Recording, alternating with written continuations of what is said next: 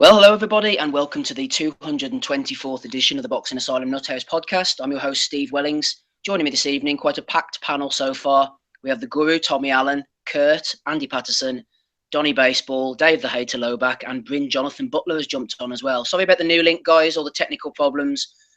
I don't know what the hell's going on, but we managed to get this one going, so hopefully you'll be able to hear us okay, and we'll be able to motor on. We had a podcast last night, the raw, uncut, heated beef version. The post-fight pod, straight after Vladimir Klitschko was knocked out in the 11th round by Anthony Joshua. We went live, so if you want to go over to YouTube or check iTunes as well, I think Kurt's going to put it up on there. You'll be able to catch everything that went on. Andy was on fine form as usual, and Donny was on. Smido even jumped on from his holiday retreat over in Florida, so I think you'll enjoy that one, guys. One person who wasn't on the call was Dave the Hater Lowback. He's already gone through his big fight review, but I'm going to ask him to repeat it. Dave, brilliant fight, really enjoyed it. Both guys had questions to answer, and they pretty much answered them, especially Joshua with the 11th round knockout. How did you see it, man? Yeah, I loved it. As I was saying before, I was rudely interrupted by technical difficulties. It was an excellent fight, lived up to its billing in pretty much every way it could have. We got to see everything, like almost every outcome that we could have. We had that ooh shitballs moment that Andy wanted to see when Joshua was drilled by a right hand right down the pipe, and he had to come through it, and he did. So it tells us a lot. This is all we wanted to see. We wanted to see Joshua. We wanted to see Joshua tested, and we finally did. I wanted to see this fight for quite some time now, and I've favored Joshua for quite a while because I don't think Vlad does well against guys his own size who are in good shape. That said, Vlad showed a ton of heart and even a good chin, much better than he used to show when he was coming up, still a young upstart. It was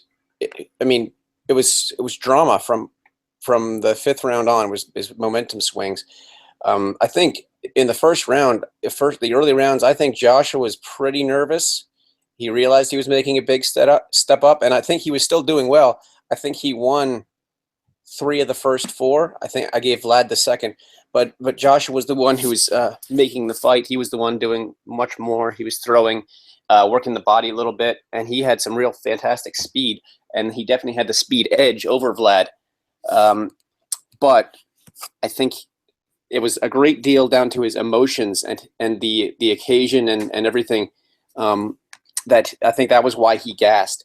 Even in the 4th round, he appeared to be tiring and getting a little desperate. He had a good 4th round, but you could just sense, you could see it in his face, and you could sense that a lot of what he did was in desperation, and I think that's what led to the 5th round knockdown. It was sort of a desperate flailing. The finish in the 11th was much cleaner and much smoother, much more like the Joshua we're used to seeing than what happened in the 5th, which was rather sloppy. It still did the job and put Vlad down, but Vlad wasn't hurt that badly, despite taking several big shots, which is impressive for Vlad because he's never had the best recuperative powers. And he was right up and back in control. I think that round should have been 10-9 because of how close Vlad was to even stopping Joshua. He had him reeling at the end of the 5th round. Could be round of the year. That was phenomenal. And it reminded me of Pulev Vlad, the one that was forced to fight because Pulev took it to him. He really didn't have any option but to sit down on his shots and go for it. And unfortunately for Vlad, when he started taking control of the fight after the 6th round, he did have that option to sit back and relax, and that was his downfall. If he was a more aggressive fighter by nature, which he isn't, and he's never been, and he's admitted that himself. He's not a fighter; he's a boxer. If he had been more of a fighter, he could have taken Joshua out. But I think we learned about Joshua that he is a fighter. I think in a 10th round was a big turning point. Now Joshua lost the 10th round pretty badly. I think he got outboxed cleanly. But right before he got off the stool for the 10th, you could hear him make this angry sort of growl, like he had gotten his wind back, and he was just ready to put it on Vlad. And I think he said after the fight that in one of the clinches, he said, "I'm knocking your ass out next round," and then he did. So Joshua's passed a big test here as far as proving that he's got the gumption to be in the ring with high level boxers, and he outfought Vlad last night more than anything. He out athleticized him too, but the difference I think in the end was one man was willing to go for it and make some drama happen late when he needed to. The other one was not. Vlad, if Vlad had, we may be talking about a Vlad 7th, 8th round knockout right now, but he sat back like he usually does, worked behind the jab, and did very well too. He had Joshua at the end of his jab looking foolish for about 4 or 5 rounds, but it wasn't enough, and Joshua was able to get himself together, and that finish was fantastic. I mean, most of the fight, I thought Joshua looked a lot sloppier than that, but especially that combination he unloaded on him on the ropes, uppercuts, winging hooks, about 60% of those punches landing flush, and then he had Vlad dropped on his back. That was a beautiful combination. And I saw some people complaining about the stoppage, like Shep. I don't think you can really complain about that stoppage. I mean, he was down hard twice. Joshua looked fresh. He was pounding him along the ropes. I know he may have gassed again like he did earlier, but I think that's mostly just bitterness because they wanted to see Joshua exposed. I think that was a fair stoppage. Klitschko didn't complain about it. I haven't seen many people really questioning that, but yeah, great fight. Someone else can talk. Sorry. No problem, Dave. We're always glad to hear from you. We had a comment on the Facebook page. I'm going to read it out because it pretty much mirrors my own thoughts to a certain extent. It was from Dan Dodge, and he said, I've never been a fan of either of the Klitschkos. I don't really agree with this first bit, but anyway, he said, but last night Vlad gained my respect by taking the fight to the younger, stronger man and very nearly pulled off a stunning victory. Now, Dan says, for AJ, he showed he can carry power into the championship rounds, and it's clear that he has heart in spades. He has vulnerabilities and now needs to drop the men's health workouts and concentrate on his footwork and his head movement, but his finishing is world class, particularly that peach of an uppercut and that vicious combination that put Vlad down in the 11th. I must say, Tommy, I pretty much agree with Dan's assessment of the fight there. Would you concur with that, or how did you see it? It was a great fight. I'll start off with saying that. I kind of went the way I thought it was going to go. I thought, obviously, said before the fight, I said last week that I thought maybe Vladimir's just going to be a wee bit past it, blah, blah, blah. And Joshua would probably got him out there. I kind of seen the fight was like that. I thought actually Vladimir was doing quite good in the fight. To box him, he was out fighting him. Looked sharper. You know, for somebody that's been a wee 16 months, but you hear a lot of people saying now that he's that's the best he's ever looked in that. They obviously haven't seen Vladimir in his prime. Like when he fought David Tay, he's nowhere near that. He's nowhere near that level in my opinion now. But fair play to Joshua. He answered a lot of questions to me last night. The way he went down, he got back up again. Anybody can go down in that, but it's the tough ones that get back up. Good stoppage. I thought the stoppage was fair. I was actually gutted. I was pulling big time for Vladimir, but fair play to Joshua. He got him out there, and hopefully we get to see a rematch. Hopefully so, Tommy. Kurt, we were talking about the stoppage last night, actually, and I might sound stupid there, but I explained myself last night. Even though the writing was on the wall and I felt that Vlad was on his verge of getting stopped, I was at the time a little bit sort of, was it stopped a bit too early? But I don't know whether I can even back that up, to be honest with you, Kurt. I mean, what do you think about that? And then the fight as a wider point. Yeah, at first I thought it was stopped a bit prematurely as well. I mean, but if I'd have been down a couple of times in the round, he didn't have that. Not like the 5th round when he was hurt and he was, throwing power shots galore. He was just on the defensive. I don't think he had much left in the tank. I mean, at 41 years old, he gave as much as he had. And Joshua, the fact his youth prevailed in the end. And, on the fight, I mean, we've had big fights like Pacquiao, Mayweather. We had the heavyweight fight, Klitschko against Hay, which, got a lot of interest from non-boxing fans and both failed to deliver. But this one, everyone seemed to be watching it, and it delivered, which is great for the sport. Vlad proved a lot of people wrong. So did Anthony Joshua. I think a lot of questions were asked about both guys, and some people saying Vlad was shot and he was just here for a payday, and Joshua can't take a shot, or he can't go in the deep rounds. But yeah, I mean, as soon as the opening bell started and Vlad marched to the centre of the ring, you could see that he fancied it. He wasn't just there for the payday or just to be a knockout victim. He went there to win, and he'll kick himself. I mean, I think he'll want the rematch, because when he watches it back, he'll think he should have got the fight done and dusted. I mean, in the 5th round, Joshua walked onto a left hook. It didn't seem that big to me, but he felt it, and it seemed to sap all of his energy, and his gas tank was just on E straight away. And he got through that 5th round, but then he came out again. He was still feeling it, a bit like in the Dillian White fight, but a lot worse. And obviously Vlad put him down with the right hand, and that was his moment. And he had the 6th round, even the 7th round. There was the chance there, but he just seemed to go behind the jab, and he seemed to be just waiting for the perfect shot, or just happy to use the jab to try and break him down. And he'll look at that as an opportunity missed. I mean, he probably thought that Joshua just was on the way out anyway, but Joshua got a second wind and really, he done what great champions do. He closed the show brilliantly, and like I said, it had a lot of momentum swings.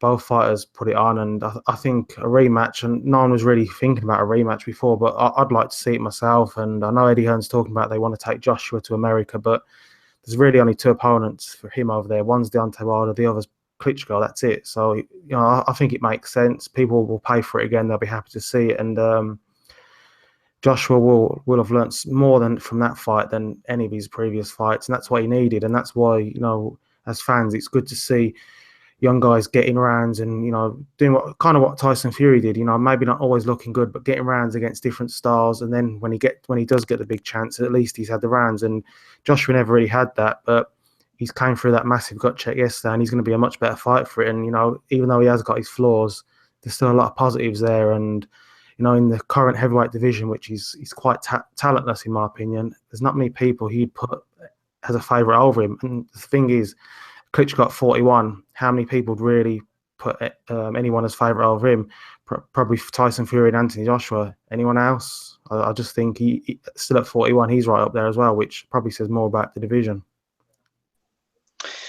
Bryn, yeah, sorry, go ahead first, Dave. Just really quick, I agree with what Kurt said about a rematch. I would be interested in a rematch. Also, can you imagine how the fight might have been different had Vlad had Emanuel Stewart in the corner? With somebody of that experience and that fire, Vlad was always the man who told him to go for it, throw those punches to finish the job. Don't let this guy back into the fight. And I think Emanuel Stewart might have been the guy to get him to the win last night. I was not really impressed with Jonathan Banks' corner work. He just was like a motivational speaker, said, you're the experienced one. This guy can't win a boxing match with you, that sort of thing. On the other hand, Joshua's corner, Robert McCracken did a great job. I thought a lot of technical advice. He was motivational when he had to be, but it was constantly telling him very specific things to do. So difference in corners, I think, was also significant. Yeah, Bryn, we've had quite a few questions come in along the lines of what Kurt was talking about there, about whether Joshua would maybe go to America next. We had a question in from Mihal. He said, does it make sense, Bryn, for AJ's next fight to be in America? You're over there across the pond. What do you think?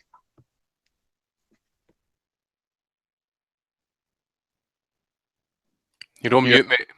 I think you're on mute there, Bryn. Yeah, sorry about that. Go ahead. Well, no, I mean, I think you have the big pay-per-view money. I think that this was a massive antidote for Mayweather-Pacquiao. I think it's the first time there was an antidote to Mayweather-Pacquiao in the boxing world. And I think there is going to be a lot of curiosity about Deontay Wilder and Joshua after this. And I think as well, I mean, the 6th round showed us some vulnerabilities in Joshua that could make this a more appealing fight for an American audience, because Joshua, I think, put on a brilliant performance. It was exciting. There was back and forth, but his stamina seemed a bit of a question mark to me. as you pointed out earlier, when he dropped Klitschko in the 5th round, there looked like there was relief, like, oh, it's over now. But the moment that Klitschko started coming back, I saw Joshua really have a look of distress on his face. And then that sort of, by the 6th round, when Klitschko dropped him, it really looked like, and I agree with you what you were saying earlier, if Emmanuel Stewart was in that corner, very easily this could have been over in the 7th, or maybe by the end of the 6th, I think, with Klitschko knocking Joshua out. He's got such tremendous tools and tremendous potential, but let's remember, he's only been fighting for 9 years. He's only been putting on boxing gloves for 9 years. He's still very young and relatively inexperienced for all he's accomplished. So I think that degree of vulnerability that he showed could make him even more marketable, because there's just such upside with his willingness to take people out like he did with Klitschko, take some risks, but also that he doesn't have, he was dropped, and that stamina could be something that future opponents could exploit. He is lugging around 250 pounds, whether it's muscle or fat. Clearly, his conditioning was a bit of an issue, and you saw him pacing himself quite a lot in that fight. The spurts that you were seeing Klitschko fight in the beginning of rounds up until the 5th, where Joshua was the one to initiate the action at the beginning, it was quite interesting to see. And by the end of the fight, when Joshua knocked out Klitschko, you saw quite a different fighter. There were moments when he strutted away from Klitschko, crumpled on the canvas, that reminded me of Tyson after Spinks. There was no celebration. It was just this wonderful kind of strut that he had. So you saw quite a contrast from that to what it was like in the 5th round, where he's raising his arms and roaring. But it seems like the roar was sort of, I hope this guy just goes away. The pressure is getting to me. Towards the end, he was in the driver's seat. So I can't imagine him being more marketable after something like this. Do we finally have a heavyweight in the United States where everybody knows who the champion is? I think this is going to go a long way to helping that.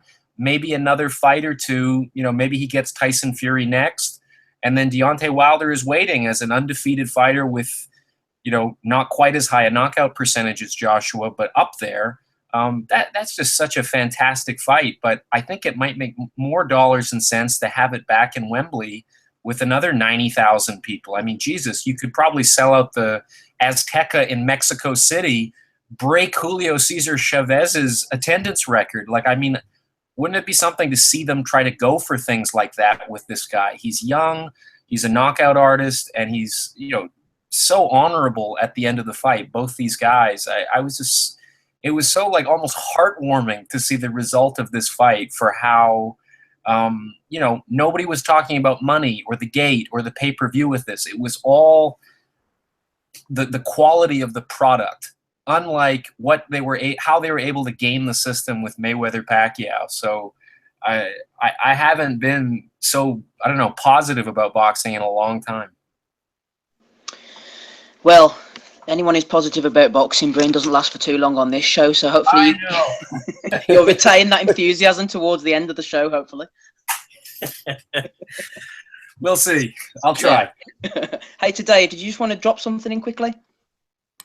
No, I was just laughing at that comment, but I agree. I endorse what Bryn said, and I can get behind that. Yeah, behind the excitement for boxing again. I hope that it makes more casuals into hardcores rather than just creating more casuals. Let's say that.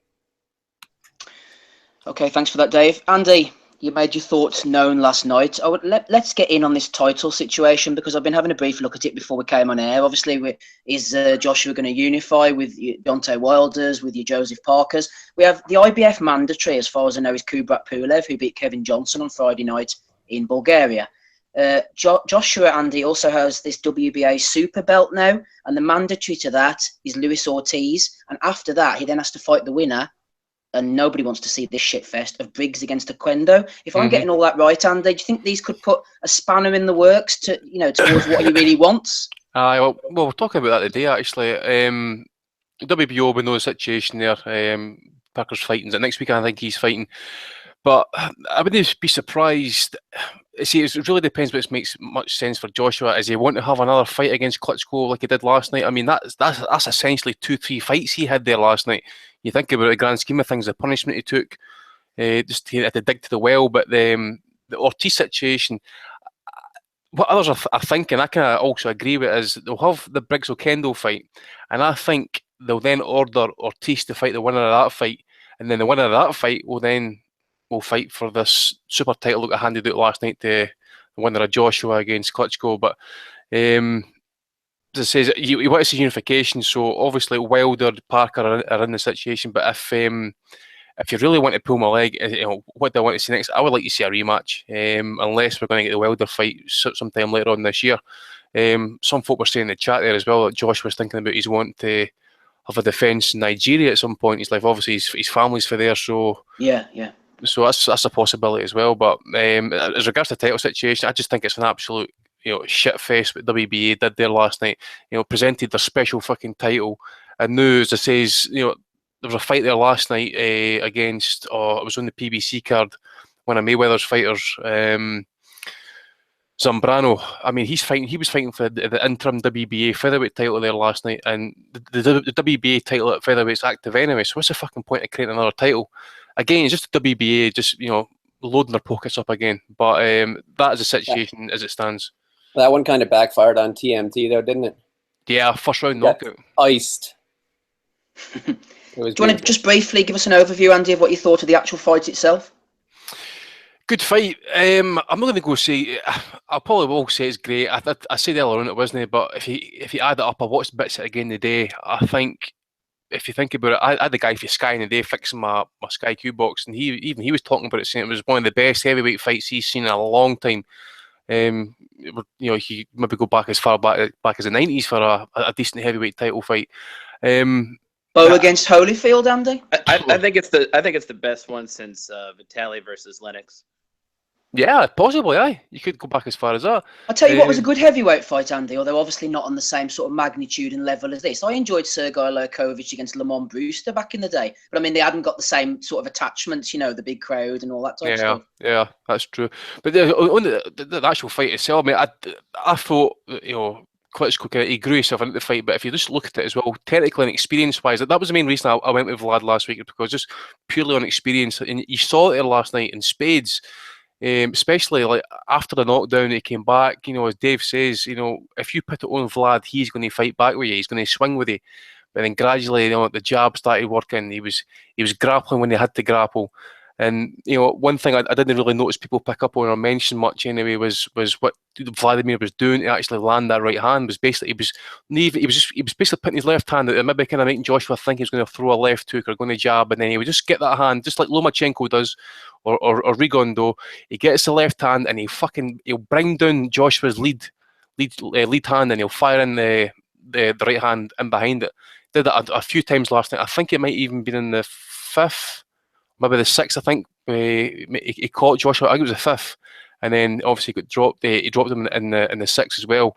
He should have pressed it home. He should have known. I think I agree with what Dave says. If Manny had been in the corner, he would have actually made the point going into that seventh round. You need to go for this now, because you didn't want this guy getting himself back into the fight.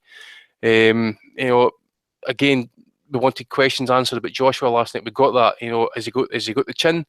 It's no great, I must admit, but it's obviously he was in great condition last night, because you didn't get up off fucking right hands from Klitschko like that and still get yourself back into a fight. Big props to Klitschko as well. I know his heart's been questioned in the past. He's not a fighter and stuff. Well, he got up off his arse 3 times there last night. You got to give that guy a hell of a lot of credit as well. And so it was, in the grand scheme of things, I dare say in the cold light of day, this fight will probably get added into some of the great fights, heavyweight fights in history, probably maybe kind of low down the list. But we've needed something like that, honestly. And you just thought, okay, we know the politics, we know it was a money grab and all that sort of shit. The undercard was poor and all that, but how often do you get big fights actually delivering? And to a good extent, it did deliver there last night, and you kind of fault. Both of them put it on the line. As I say, Joshua's probably had two fights in there last night, just fucking getting through that. But he'll learn immeasurably from that one as well, actually. Vlad, someone asked me about Vlad earlier on that if he doesn't get the the Joshua rematch straight away. Who do you want to see him fight? See if he's not motivated, I don't want to see him fight. I think, I agree with what Tommy says, that wasn't Pete Klitschko there last night. That was a Klitschko who was basically trained as hard as possible, and he was up for it. He was up for it. Basically, he knew that he had to go for it. He knew you had to basically step up and show what he had left, and in essence, he did that. If he's got another fight like that in him, I don't really know. But there's a rematch would basically determine where he's at. But he's still got to be classed in the top 5 at heavyweight just now. No question about it. Donald, let's just throw up a few points that we made last night, try and get some clarifications. First of all, Andy and Danny Young were on the call last night talking about the possible rematch in Germany, and I was sort of laughing at that, but apparently some reports have indicated that might not be as far-fetched as we thought. So I'll throw that out first, Donald. Secondly, there is a rematch clause as far as I'm aware, but if you look at Klitschko, Donny, after the fight, he had a really bad cut. Do you think that could rule him out of the rematch, if nothing else? Joshua's going to maybe have to go off, fight a Pulev or fight in Nigeria, while Klitschko gets himself back together, because that was a bad cut. Well, it was, although I thought AJ was cut a little bit as well, if I'm not mistaken, over the eye, no? Very slightly, I think. Not as bad as Klitschko's. His was pretty bad. Not as bad as Klitschko's. So, Wayne Rooney would have shagged that cut last night. So I think that usually the way these things work is there's a question of whether it's a rematch clause or whether it's an immediate rematch clause. I mean, you could potentially work that out with the other side, or if necessary, go to court and have somebody work it out for you. Have a judge work it out. But, in other words, what does immediate really mean within a certain number of months? Can the person take an interim fight who isn't injured? In this case, AJ, all of those things are to be determined. And obviously, we're not privy to the details of the contract, so we don't know about that. With respect to it being in Germany, there's sometimes those things are set up in advance where, okay, this first one, because they already kind of basically had was effectively a 2-fight deal. Because that's what you have when you have a mutual rematch clause, right? It's like no matter who wins, we're doing this again. So, of course, one party could always retire, like Vlad, but in this case, he didn't win, so he'd be the one to exercise the clause. So if Vlad wants the second fight, we're going to get the second fight. It's just a matter of when and whether or not they're allowed to take someone, like I said, in the interim while Vlad's eye is healing. And I'm sure we'll learn more details of that, as time moves forward. And sometimes they will work it out where the second fight will be already predetermined in location. So maybe it is already set in Germany. Who knows? But I guess we'll find out. The other thing is one of the things I forgot to mention last night was that for a guy who's such a veteran like Vlad, I kind of noticed that both times that Joshua was able to come out and hurt him, that is in round 5 and round 11, he did it very, very early in the round, like within the first 10 seconds of the round. And it was almost as if Vladimir was like, wait a minute, I'm surprised. Normally at the beginning of a round, you take about 10 seconds and you circle each other, and then no one really pounces on me like that because everyone respects my power. And it was, I think, the tail of the fight last night was one guy had that sort of let me go pounce on him mentality for part of the fight. That was Vlad. And whereas like Anthony Joshua sort of carried that mentality forward into the late rounds, like every chance he got, every opening he saw, he took it. And I think it was his successful ability to capitalize on those openings that he saw, and Vlad's contentment to not exploit the advantage while he had the advantage, like, late in the 6th and into the 7th round.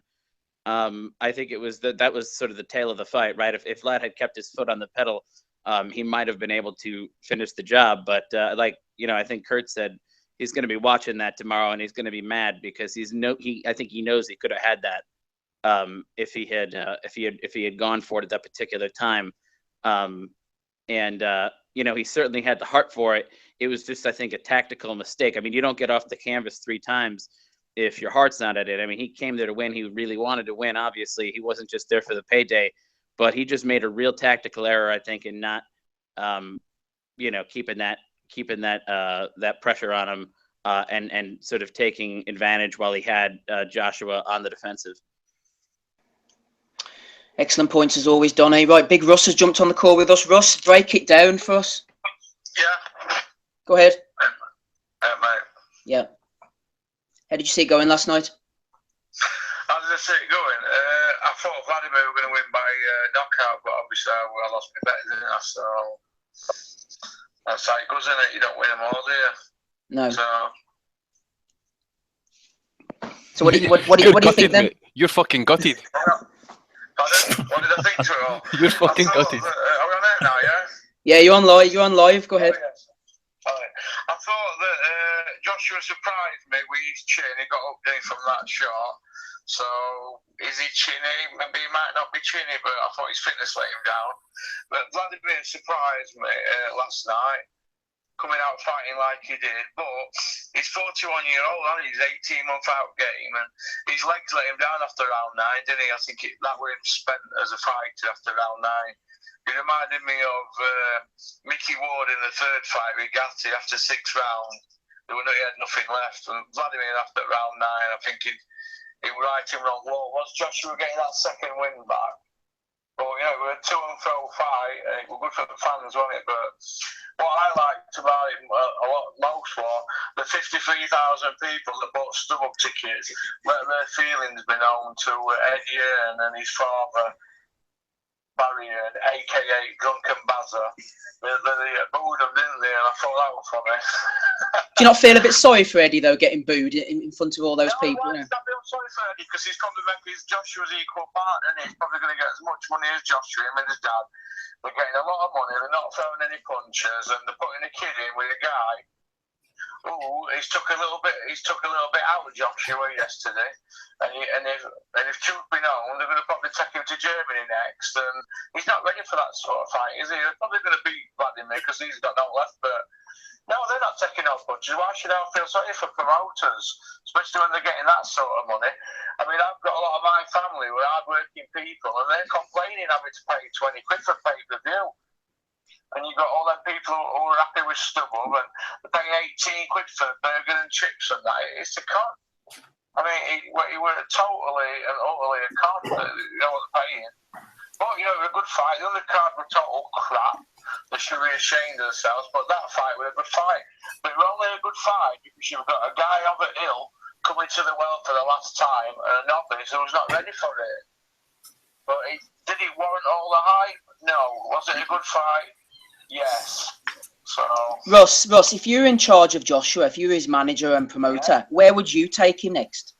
Where would I take him next? Yeah. I'd give Dylan White a rematch, because I think that's unfinished business, because I think Dylan White did his shoulder, didn't he, when he had him on hook, and I'd let him go and fight probably Hughie Fury. You know, because I think he's about at that level. It's just that all them guys Joshua's beat, except Vladimir, you'd take Hughie Fury to beat them all, wouldn't you? Maybe if Dylan White a question mark and Vladimir a question mark, but his CV is not that brilliant, is it? I mean, everybody's getting carried away, but at the end of the day, he's a 41-year-old man. He's 3 years older than when Ali fought Larry Holmes, and plus, he's had 69 fights, Vladimir. Ali had only had 60 then. You know, Vladimir's had a lot of fights. You know, he got him with a young gun, hasn't he? Yeah. And he only lost because Vladimir lost because he wasn't fit enough, didn't he? He ran out of gas. Exactly. What makes you think that Fury? Do you think Fury would give him a good fight? I think Joshua would walk through Hughie Fury because Hughie doesn't want. He's not taking the fights, is he, Russ? Well, I don't know what's happened with this Parker fight. But Hughie, he's technically very good, and Hughie like Joshua, and he's not really tested. Joshua tested last night by an old guy, and he was losing the fight. I had Joshua losing by 3 rounds going into the 11th round. So did Bunsey, so did Richie Woodall. McCracken had him down 4 rounds before a knockout. They needed the knockout, but the thing I'm not happy with is he was going to get jobbed anyway. Vladimir, you know, the judges, 2 of the judges had it. Vladimir needed a knockout with 2 rounds to go. I mean, that's crazy. So if Vladimir had posted them 2 rounds, which he looked like he was trying to do, he'd have got jumped, wouldn't he? No, Russ, you weren't happy. Russ wasn't happy with the judges, Andy. Russ wasn't happy with the judges, were you, Russ? No. The other 2, I was half all right with. The Monaco one, I wasn't because he's under investigation. The Jamie McDonald Solis judge, that he's supposed to be under investigation by the WBA. So they said at the beginning of December, which was just after the fight, and yet they give him this fight. How can he do that? Disgusting, Ross. Those two American judges should be struck off, I think. Struck off? That was shocking, mate. Shocking. But who's going to listen to it? So if they'd have gone to points, Joshua would have got the win. Everybody would have screamed about the result, and then they go on to Germany. But it looks like they're going up there anyway, because I've heard that Fat Dan's opening his mouth and saying they're going to Germany. And he's usually bang on anyway when he gets it right. So Eddie will probably let him feast on Vladimir again, because he's going to say, oh, we're a great fight, there's no losers, and let's play it again, Sam. You know what I mean? That's what I think they'll do. Go to Germany and they'll get Joshua a massive purse and Vladimir probably a good purse, but not as much as he really should get. Ross, final comment before we move on to the guys again. Just as a spectacle itself, did you enjoy the fight? Yeah, I did. It was nice to see him get clipped. Well, it's right, I'm sick of seeing him bowling over people like Matt Legg and Eric Mellini. It was nice to see somebody stand up to him and drop him. He looked like a space cadet stuck in glue, didn't he? You know, then when he were having trouble after 4 rounds, it was like in quicksand, wasn't he? He showed a good beard though, didn't he? He did show a good chin, so I'll give him his dues, but at the end of the day, Tyson would school him with Tyson Fury and take him to school. He's got a lot to learn. He's not ready for them kind of fights. He's got a lot to learn. No problem. Ross, we'll bring you back in for the undercard in a bit, okay? All right, then ring me in a bit. Cheers, pal. Right. Big Ross, clean raging there. Fucking raging, man. She talking about maybe Hearn taking him abroad and that. I can't see it. Knowing he's making like 3-4 times the face value money for the tickets, no chance he'll take him anywhere. He's going to keep him here, isn't he? I heard Hearn already. I even heard Hearn saying there that it's broken all pay-per-view records there here and that, so they must have made a fucking fortune there last night. But see, Ross said that I've got more chance of getting credit for my local ethnic corner shop than what fucking Russ was handing out the other night, eh? Holy Christ. Russ was on fine form. Right, Danny Young's jumped on the call. He was on with us as well last night. Danny, how you sounding? Good, Steve. How are you? Not too bad. Good to hear from you. Cheers, mate. Right. I'm going to hit you with a question, if that's okay. Yeah, go for it, mate. Right, it's from Sean Miller. He says, with AJ gassing hard fairly early on and taking a few rounds off, is he carrying too much bulk? Do you think, Danny, he would benefit from losing some muscle mass? Definitely. I thought that anyway. I thought he looked too heavy. I think he needs to trim down a little bit. I know he's a big bloke anyway, and he's carrying a lot of muscle, but he does need to trim down a little bit. But to be honest with you, Steve, I don't think that even matters. I think, well, you go back to what Andy says. He is stiffer than a porn star's cock, isn't he, really? And he just needs some movement. Rob McCracken needs to get him in the gym and teach him how to move, because he just ain't got nothing. He's got nothing in the locker for movement at all. And he's going to get found out. He'll get found out one day. He needs to work with one of those slip bags, the little bag of sand where you push it back and forth. And Donny. Yeah. Donny. Yeah. What about the judges' scorecards last night, mate? Yeah, I don't know. You'd have to go back and check yourself. Okay, I'll tell you. You want to know I'll give you the scorecards now. To be fair, why don't you go look that up and let him talk? Right, tell us the scorecards quickly, Andy, before we bring Danny in. Nelson Vasquez, 95-93 to Joshua. Steve Weisfeld, 95-93 to Klitschko. Don Trella, 96-93 Joshua. What? They had Joshua with 3 rounds? Aye. Oh my God. Jeez. Oh. What do you think? Disgusting cards. And then you had that American guy. And there you had McCracken saying that he was 4 rounds done. Suspect. Danny, any comments? You don't have to comment about the judges. Continue with your analysis. Do you know what? I've watched it back 3 times now, and I'm still going to stick with what I was saying last night, and I still think it was stopped too early. Because if you take into consideration that when Joshua was gassing, I mean, to be fair, it was Klitschko's fault he didn't jump on him. But if Klitschko had jumped on him, it wouldn't ever have been stopped. I guarantee you that. But there was only, what was it? I think there was only 30 seconds left of round 11 when the ref had stopped it.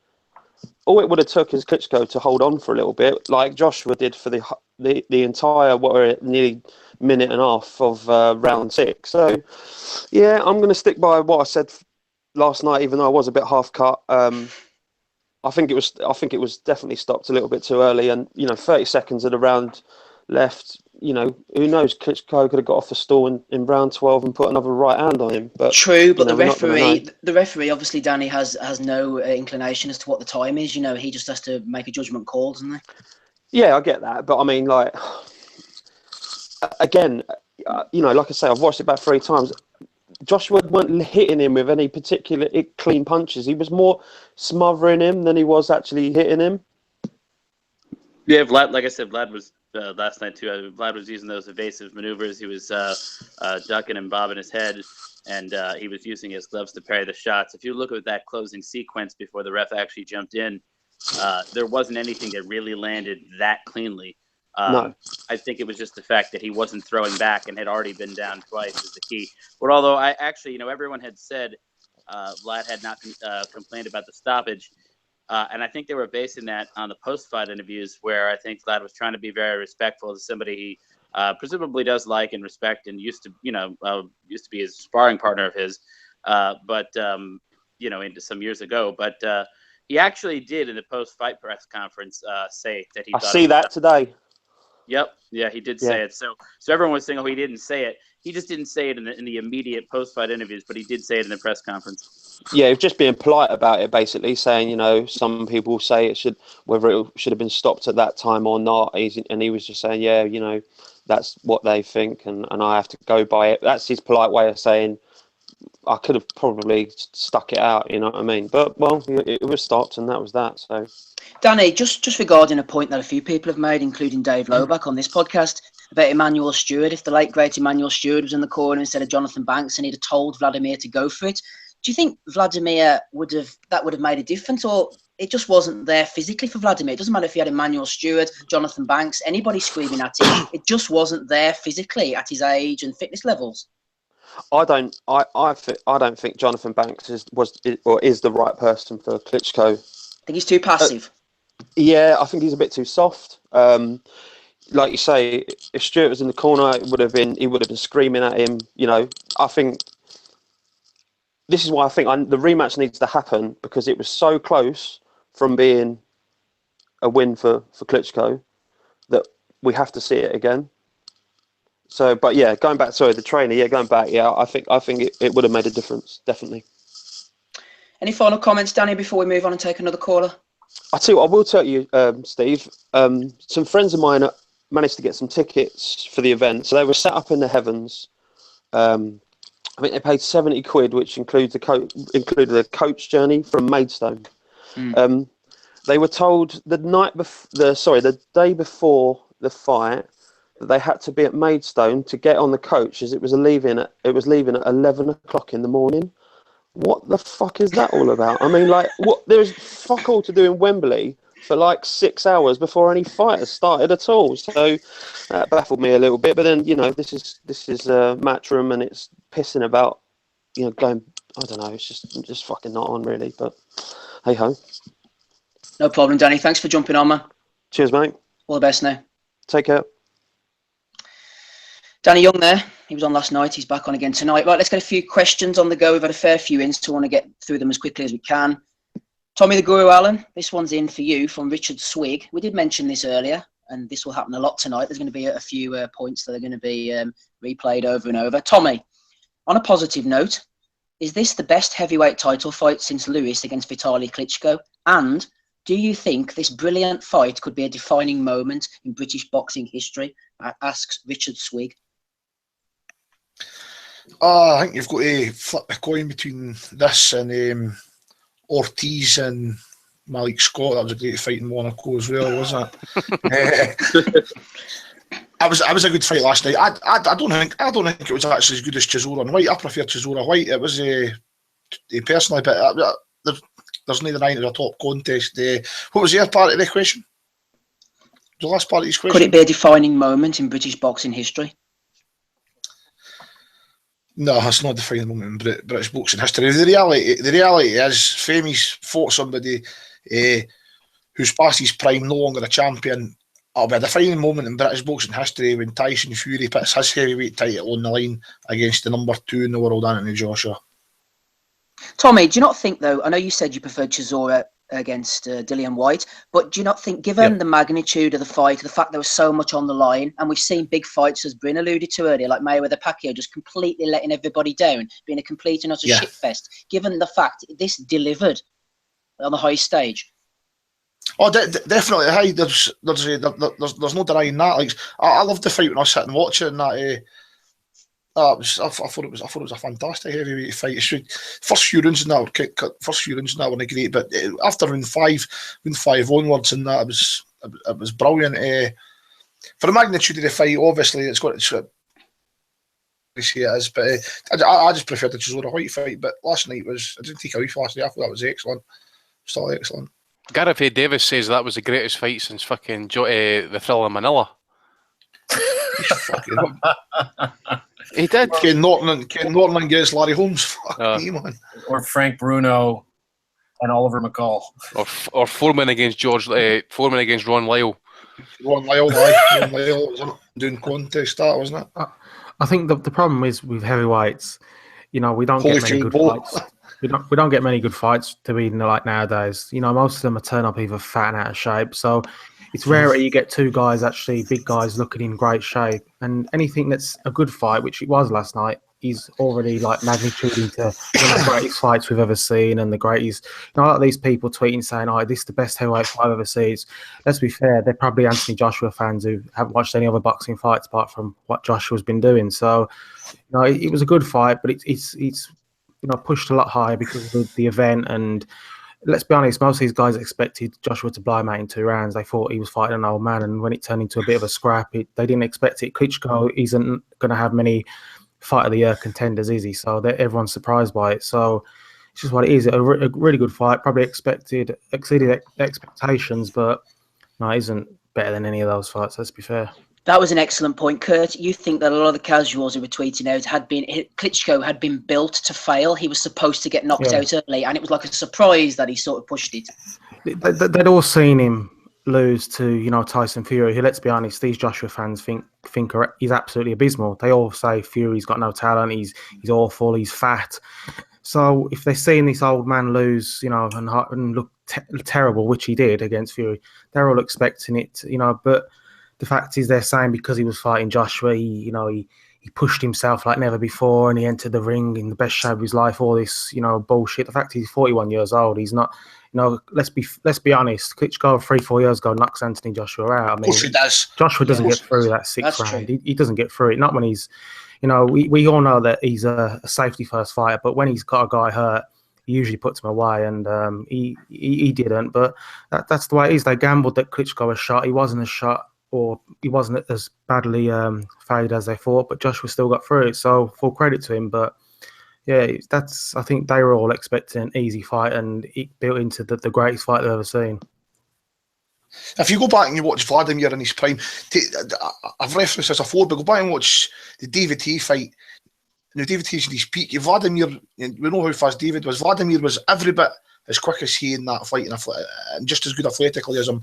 He's not near that. He's not near that level now. His athleticism, his speed is deteriorated. Still a top fighter. Still got the boxing skills and that. Just like his brother did, Vitali. That's how he went on long as well. But to me, he's physically deteriorated. Thanks, Tommy. Bryn, we've had quite a timely question come in from Wild Punch Boxing on Twitter, given that Canelo's fighting next week. He says, who is the biggest attraction or star in world boxing today? Who is the bigger out of the two, Canelo or Anthony Joshua, Bryn? That's a tough call. I mean, I think you're going to see in his next fight if Joshua can really claim that he's the top guy. But I think globally, Canelo has a country behind him. So as of now, I mean, if Canelo fighting somebody like Chavez in the U.S., he's probably going to make a lot more money than Joshua made for the Klitschko fight. I don't agree with that, but I think that's what the market says right now. But I think the next steps that Joshua makes, I think he can vastly surpass where Canelo is. I mean, I think Canelo is a very protected, managed fighter with Golden Boy. And I mean, if Canelo lost to Golovkin as Klitschko did, I think you're going to see his brand pretty damaged. Whereas I think Joshua, I think there was an article I read where he has 13 different sponsors behind him. And after this performance and the kind of media attention he had being on the cover of GQ and all over, I think very, very quickly he can assume that top role if he hasn't already. Let's have a look. Andy, you were speaking about this off the air, so we'll come to you on this one. Taking Tyson Fury out of the equation, or you can leave him in if you want, but the fact he's had no recent fights, he has none lined up at the moment, it's up to you whether you want to bring him in or not. After last night, do we now call AJ the #1 heavyweight in the world today? I'm going to leave Fury in there. Now, I'm going to go back in history here, just to piss people off. But some of the guys will remember us clearly as well. Know that they're the same age or whatever and that. But if you watch your box and watch your history and stuff like that, you'll know what I'm going to talk about. But Howard Cosell said back in the 70s that when Joe Frazier, when Ali was banned and Joe Frazier came through, started knocking out everybody, unified the title and stuff, he still didn't get class as a true champion. People in the street didn't class him as a champion. Howard Cosell, who had a very prominent position in the American TV network, Wide World of Sports, was beamed every week. He told the world that Joe Frazier was not a champion. He was a champion of nothing, and the man to beat was Muhammad Ali. Okay, the same style sits in this case. Tyson Fury may not have the belts, right? But at the end of the day, he didn't lose his belts in the ring. So he's, in my opinion, is #1. #2, I think off that performance last night, the fact he got the win, and considering that Klitschko is going to be an ATG Hall of Famer, you've got to put Joshua in at #1. Is Fury's a champion? Now, how can you split this down? I'm probably going to have to go with... I mean, the division is really kind of thinning out here, but I probably need to put Wilder #2, probably Klitschko about #3, and then it's a toss-up between... I would probably go with Parker at 4, and then maybe put interchangeable between Pulev and Ortiz, and then after that it's a scramble. Shit, innit, after that. Aye, after that it's pretty poor. I mean, you've got... You couldn't put Hughie Fury in there, there's not been active enough, I suppose. But then, as I say, Tyson Fury is a champ, but that doesn't really matter. But you've got Ruiz, probably Briswell after his last performance, Big Baby Miller. And I didn't really want to say it, but, Dillian White's probably knocking on the door now as well at the top 10. I don't hear Let's Go champ Shannon Briggs anywhere on that list. Good. Good. And don't forget who I think will be Deontay Wilder's next opponent, if I can read the tea leaves of Eddie Hearn's matchroom machinations. Tony the Bomber Bellew. Oh no! That'll be like, all right, So while they'll do that to introduce Wilder to the British audiences, while AJ is busy with the rematch. And then they'll set that up. And poor Tony will get a pasting for the money, and then probably end up retired after that. But I think we may be forced to endure that fight. If you saw they brought Wilder over as a commentator this weekend, and then of course he got into a verbal shouting match with Tony Bellew at the weigh-in. I think all of the signs are there to suggest that fans will be forced to endure that, possibly on pay-per-view. So be prepared. Donny, isn't Wilder supposed to be fighting Stavern in the rematch according to WBC? Oh, is that maybe that's next? Well, I hope not, but yeah. That's what happened because Stavern was meant to fight Povetkin. Povetkin lost to Mandry, it was for the fight for the Mandry spot, remember? And then we call him Stavern pulled out, and then Povetkin knocked out was it Duhapis? On the roids, though. On the roids, aye, but I think he got stripped his WBC ranking, and they installed Stavern as the #1 contender.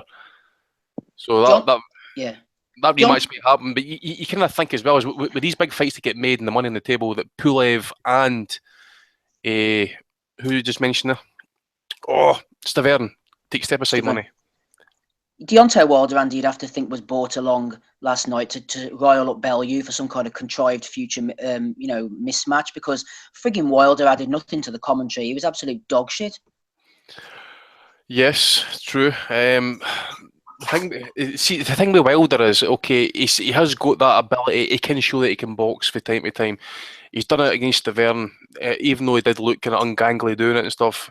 But it's a guy who's breaking down.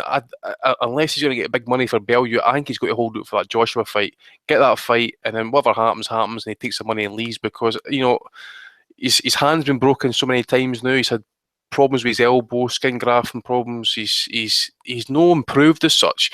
You know, he still does the same mistake. He still goes back in straight lines. He's still open down the middle. I just think that, you know, even he's got power in that right hand, I don't think he can really trust his right hand. We can now see that AJ can get up when he's hurt, right? Okay, he's proved that now.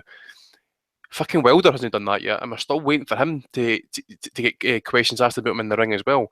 He's never really fought anybody at a real note. You know, as Dave said at the start of the show there, we wanted to see AJ tested. We got that there last night. Now, people will say, is okay, it was a shot past prime. I don't think he's shot, but definitely a past prime Vladimir Klitschko. But it just shows you how good the guy is. You know, that he's still mixing it with these guys, and he's still a top 5 heavyweight at all time. Wilder's Tavernas, it doesn't flip my boat. He won the first fight very clearly. Even though it was a Taverne who was depleted. You know, believe it or not, he actually was struggling to try and get into fighting weight. So, as I say, I don't want to see that fight, but I'd like to see Wilder, Joshua, if possible, next. But Bellew is obviously going to be hanging around there. He's wanting a big payday. Maybe he'll go to America and fight Wilder for a good purse, but I don't see it. As I say, if it's going to happen, I would probably try and see that they maybe put. If they do get, I'm not actually want to see a fight, but if they do get Bellew Wilder made, I think it might be on an AG undercard. I could. Sorry, I just was going to say I could easily see Wilder and Joshua being sort of like Lennox Lewis and Michael Grant, where it's sort of built up as something, but it ends up being like a 1-round fight. I could easily see it going down there. Yeah, I know what you mean there. Good point, Bryn. Right, Kurt, I believe you want to throw something into the pot. Kurt? Yeah, well, just quickly, I mean, speaking about Stiverne, I mean, how is he? I know this is Buxton. I mean, we shouldn't be surprised, but how the hell has he even got into this shot for Wilder again? I mean, since he lost comfortably to Wilder, he beat Derek Rossi. I mean, that's it. I mean, is that what stands as your title eliminator now? I mean, we've seen some Eddie Hearn eliminators that we've laughed at, but that's your eliminator. Beat Derek Rossi, get straight back in there. I mean, Don King still has the power of the WBC, obviously, but yeah, I mean, my question was, I mean, there's been rumblings about it for a while now, and we've seen it with many British stars. Once they get to a certain level, they usually fuck off the promoter and go their own thing. We saw it with, you know, Nazim Hamed, Calzaghe, guys like that. Do we think Joshua's going to stay with Eddie Hearn, or is he going to do his own thing, Anthony Joshua Promotions, and just get rid of Matchroom, get rid of the cut, and then do whatever he wants? He seems to be able to, wherever he goes now, he's a star, and you got HBO and Showtime both wanting him. I mean, he can do whatever he wants, it seems. I'm going to say yes, Andy. I don't know what you think. David O'Hara asked the same question. He said, do you think Hearn might struggle to keep AJ once the Americans take an interest, Andy? They're going to want him prime time. Well, one thing I'm going to ask is, can AJ actually get into the UK with his criminal record? We don't know about that yet, but he wasn't in jail, I suppose. I don't know. I think he can. I think he can, probably. Yeah, I'd say he probably can. Right. I was actually going to add something to what Kurt was saying there, actually, and I fucking forgot what it was. Sorry, Andy, I caught you with the counter left hook there, knocked you off balance. Yeah, you did, mate. I'm really bad for it, actually. I can easily distract you there. I'll probably come back to me, though. Anybody else want to jump in? Donny, do you think that Eddie might struggle to keep hold of AJ if the Yanks come knocking? That's what it was. That's what it was. Sorry, Donny. Just going to throw this in here. I seen this morning that apparently he signed a 3-year extension with Matchroom. Don't know if that's true or not. Anybody else can shed light on that? Sorry. Donald, go ahead. Well, I'm just going to say, you know, I mean, I understand that there's some risk involved there, but I mean, the money he's probably pulling down right now with Eddie Hearn, and the way that Eddie has brought him along is, I mean, probably the best promotional job that any promoter has done with any fighter in the last 20 years, maybe. I mean, seriously, if you really think about it, it's really remarkable what he's done. And I know he had a lot to work with, as in terms of the fact that Joshua was a gold medalist, but you know, that takes skill and work. And I think that maybe you could see maybe his next contract go around. Maybe when he passes about 30, 31 years old, I could see maybe then once he's comfortable and he knows the game and everything, and he's an established commodity. But he is right on the cusp of superstardom right now, and I just don't think it's a good idea to change horses in midstream, as they say. I agree with that. I agree. But I mean, why? Put it this way: why does he need to go to America? America came to him. Showtime and HBO came to him yesterday. He needs to go nowhere. He can just stay where he is. He can do what Klitschko did for years and stay in Germany. Like he stayed in Germany, or like how Ward stays in California. Yeah, he could relocate heavyweight central to London, easily. Or he could easily do what Ali did and take the title on the road, go to Kuala Lumpur, Philippines, Thailand, whatever he wants to go and do and fight. Nigeria's been talked about, hasn't it? Yep. Well, I think that's the content, like you were asking earlier, why this is one of the most important fights in England's history. That's the biggest reason for me. The UK just had the most Olympic medals. They tied for the most Olympic medals recently. They had the most gold medals, if you include female boxers. Gifted, though, some of them. Yeah, and you're seeing American gyms are done. Like there is no grassroots American boxers on the way up really any longer. Like it's an accomplishment now for Americans to make the podium at the Olympics. And we're not that far removed from 1984 or 1976. Just tremendous American talent that's inspiring future talent. Just as Andre Ward was inspired by Roy Jones Jr. That's all gone now. So I think that this really does signify like a massive sea change in where boxing is going to be centered. Like geographically, I think the UK is so well positioned, and I don't know, just even the way it was promoted compared to the way fights are so cynically promoted in the US. You saw Andre Ward against Kovalev, 2 top 5 pound-for-pound guys, both undefeated, both in their prime, fighting when it should happen, and it draws flies across the United States. And it's on HBO. It gets a big push from HBO, does absolutely nothing. And a fight like this sells 90,000 seats seemingly in 24 hours and probably could have sold 150,000 seats. So I don't see any reason. Joshua has made it without one fight in the United States, and not a lot of people are talking about that he's as economically viable as he is with total indifference to the United States. That's the whole focus of an article I did for ESPN. I mean, the real thing, though, is that the reason why he will want to come over here eventually is because, the American pay-per-view market, while it is shrinking, if he could sort of build his name over here and do some big sales, even just at the levels that say Canelo has done, that will gross more money than will selling 1 million pay-per-views in the UK because of the price difference, and B, and just that, I mean, they only have to sell to a smaller fraction of the population here, and we'll get larger absolute numbers.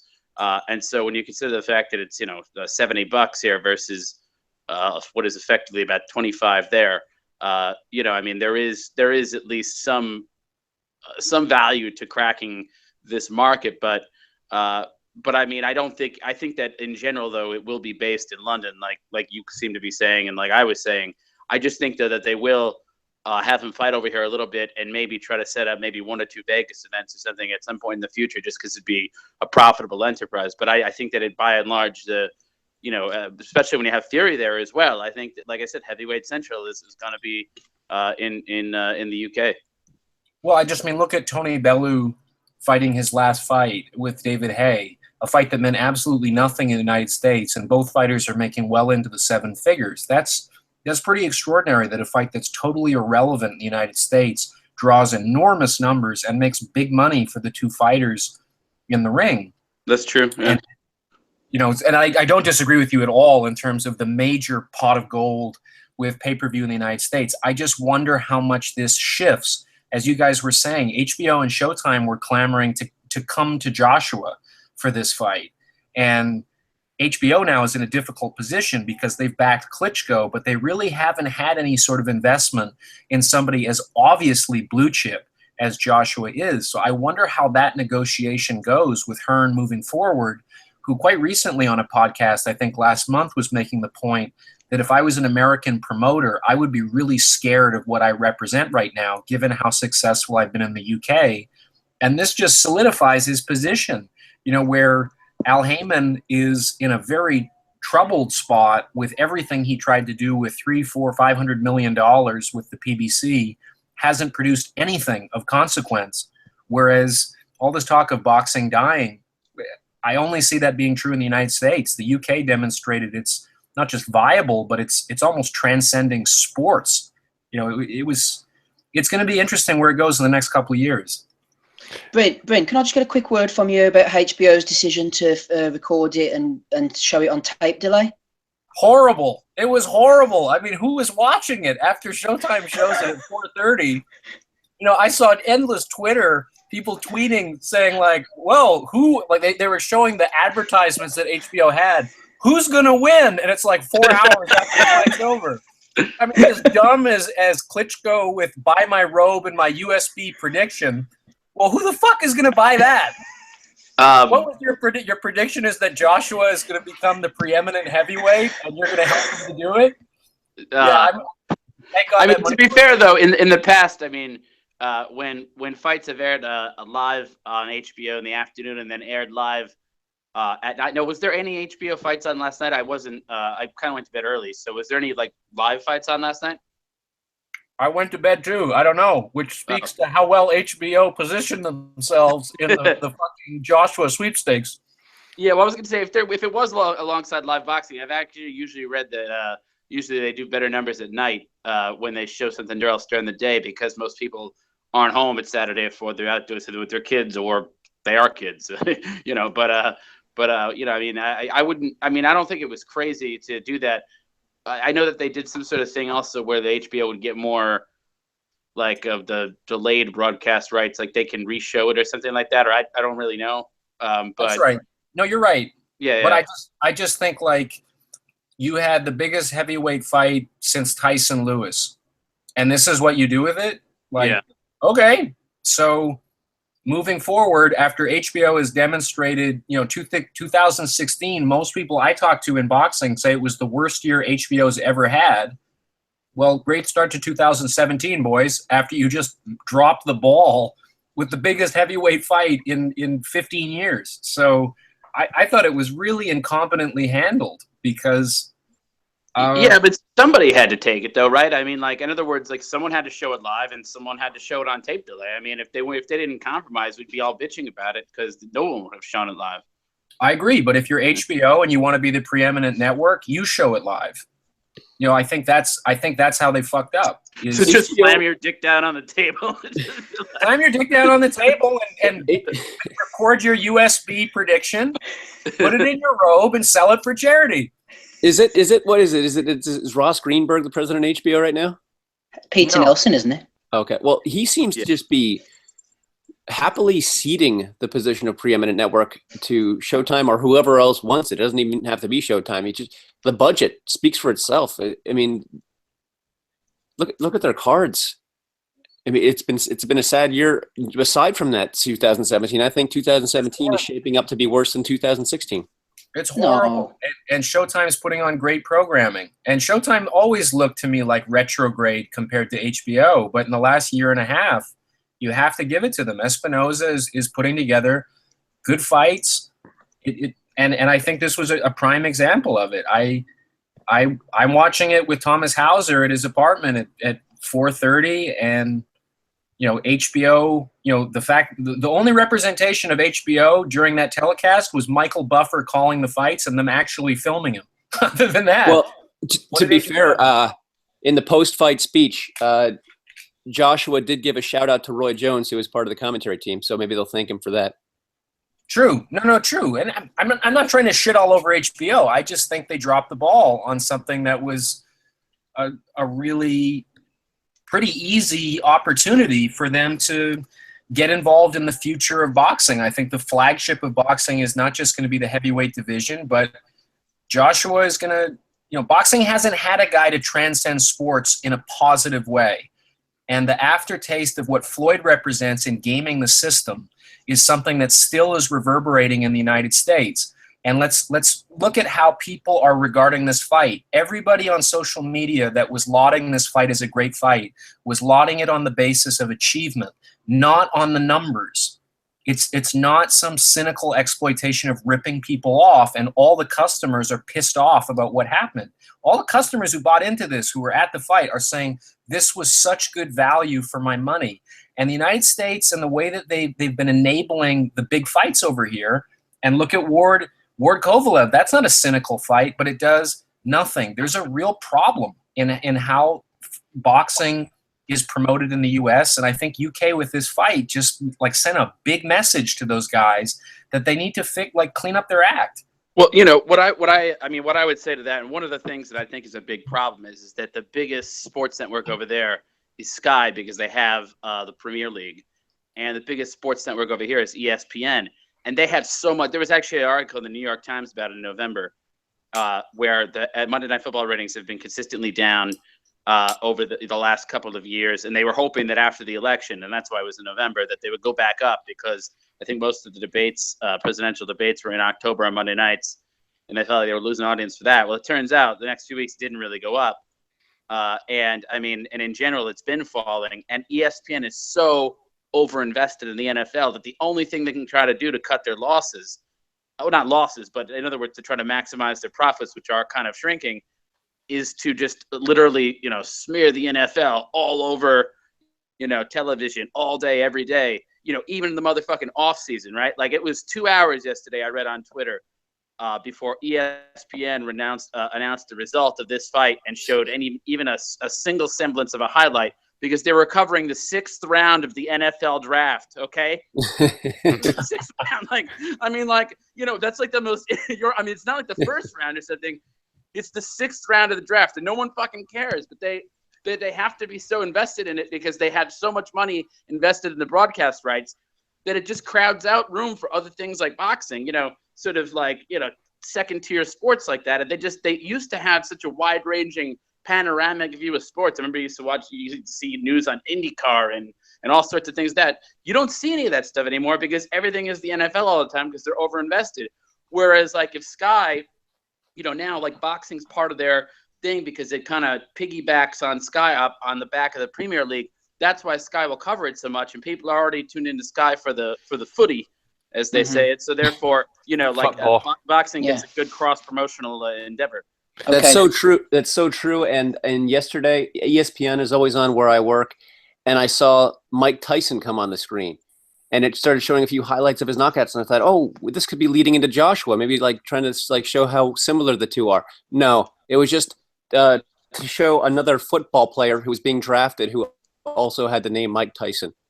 Andy, final word to you before we move on. Sorry. I was just going to say, mate, all this talk about fighting in Nigeria, Kurt's comments and that were on Twitter and that. Can you imagine this fight happening in Nigeria and ISIS turn up? Can you imagine that fucking Boko Haram sitting ringside with special guest Abu Musab al-Banawi just turning up there like that? You've got ISIS turn up with their AK-47s just like, Allah Akbar, Allah Akbar. It would be fucking tremendous. That would be something to say. Right, hey to Dave Lobart, let's get you in here. You've been sending out too many positive vibes for my liking, so we're going to smash that right into two pieces, Dave. The Box Bet Beast has sent us in a question. He says, Dave, if we take away the shameful and ridiculous hype and consider AJ as an 18-0 big punching prospect, one that has been thrust into a huge fight versus Vladimir, how would we be seeing the performance last night? Is there any other learning fights out there for AJ outside of the top names?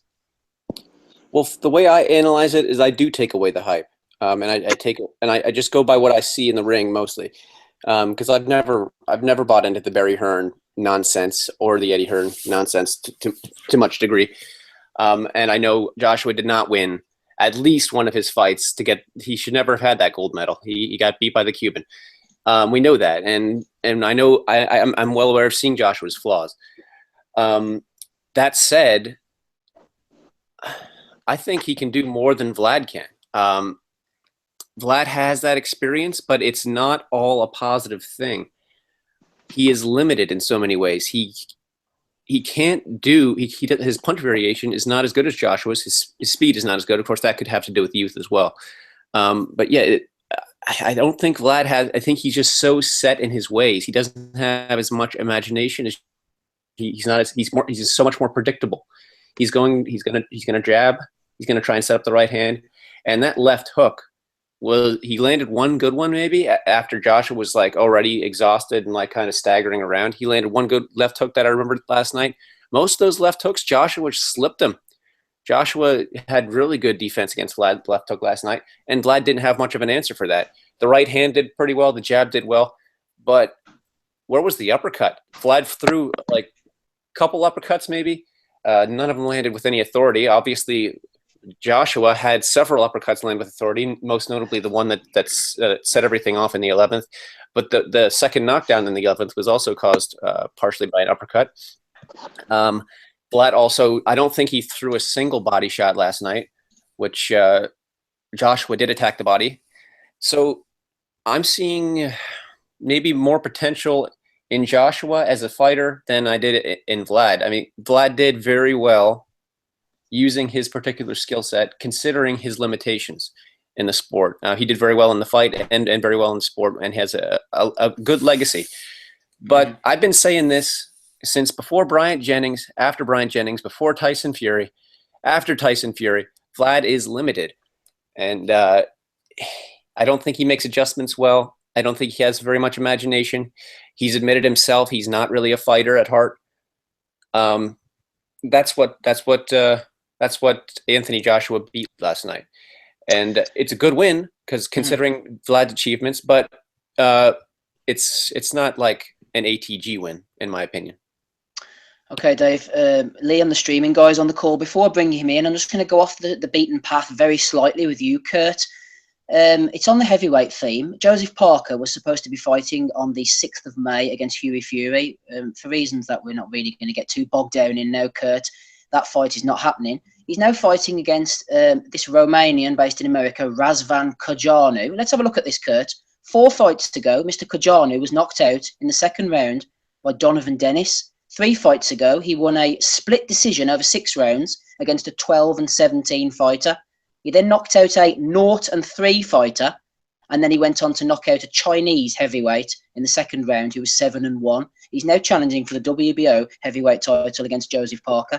Can we just say this is short notice? Is his sparring partner is in shape, or is it completely indefensible? Can we actually add as well that he won the vacant WBO China Zone heavyweight title in his last fight?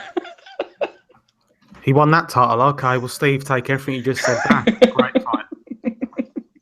No, I mean, when I saw this fight was announced, I actually went on Google and searched if Joseph Parker had signed with Frank Warren because I just couldn't believe it. I was like, no, typical Frank Warren, done a good job there. But no, he hasn't. I mean, what's it say about the WBO that they're sanctioning this pile of shit? I mean, it's terrible. I mean, short notice. Wouldn't it be better if he just can't, the Fury fights off, go in the gym and punch a heavy bag and just schedule a fight for 2 months down the line and get a decent opponent, someone, who's actually going to basically got a pulse, basically. I mean, this is terrible. It does nothing for Parker at all. I mean, he's fought some good opposition, admittedly, and, he won his title against a decent fighter in Andy Ruiz, but I just don't, it's just pointless. He'll have harder sparring, he'll have harder fucking wanks. I mean, what's the point? It's just terrible. WBO, it sets them back again. They're constantly doing ridiculous things, and they're all as bad as each other now. But they just can't sanction fights like this. They just said no, we were not doing that. If you want to fight this guy, our title's not on the line. It's just pointless.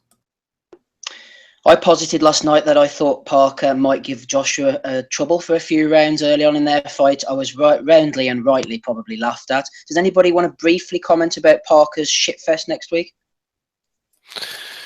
I think he's ranked 14 with WBO, but as Kurt said, I mean, okay, it's on 2 weeks' notice, but people say he gets a pass. But at the same time, people shout on Luke Campbell there last night for that fight against Dallas Perez on that undercard because that fight was made in 4 weeks' notice. And we knew that Perez was struggling with the weight. So what kind of shape is this? Is this guy that he's going to be fighting? Is he been in camp? We don't know. Is he going to turn up and just look like a fucking fat, pathetic mess like Andy Ruiz is and get knocked out in 2 rounds? We don't know. I think he's been sparring Parker, actually, Andy, in camp, yeah.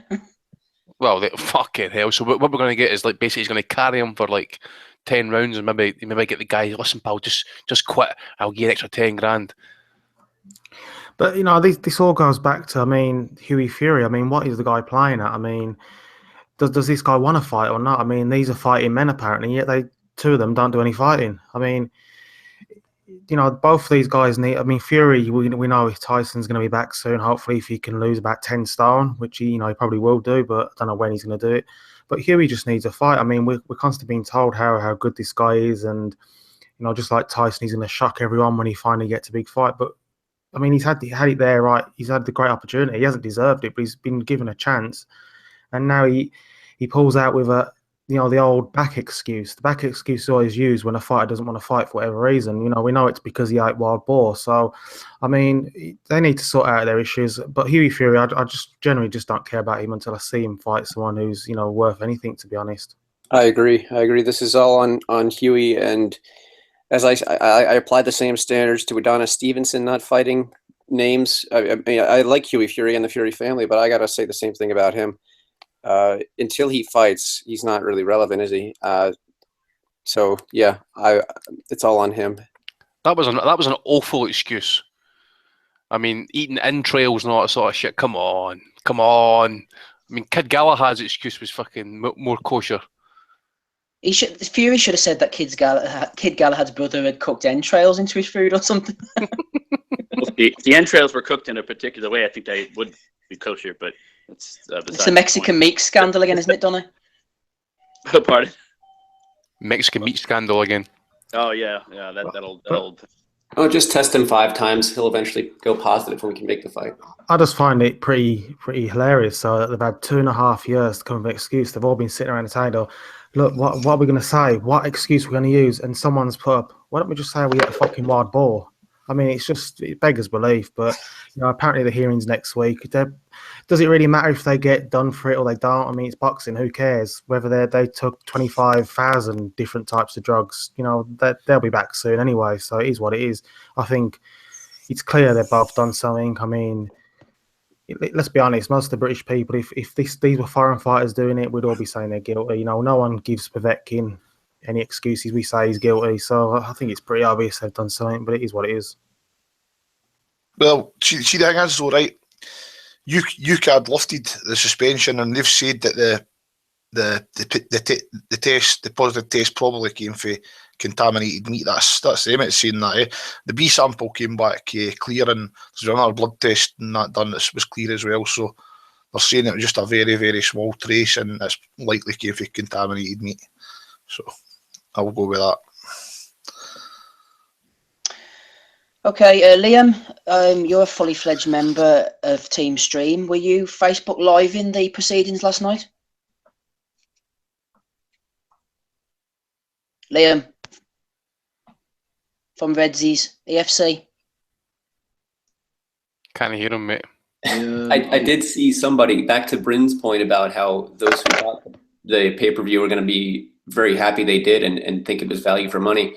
I'm not going to say who it was, but somebody tweeted, "I'm actually sorry I streamed this now. I feel bad. It was worth the 20 quid. Oh dear. Right, we're coming to the end of our Fury, no, not Fury chat. Yeah, Kurt, what are you going to talk about Fury? Something about the wild boar. What was that about?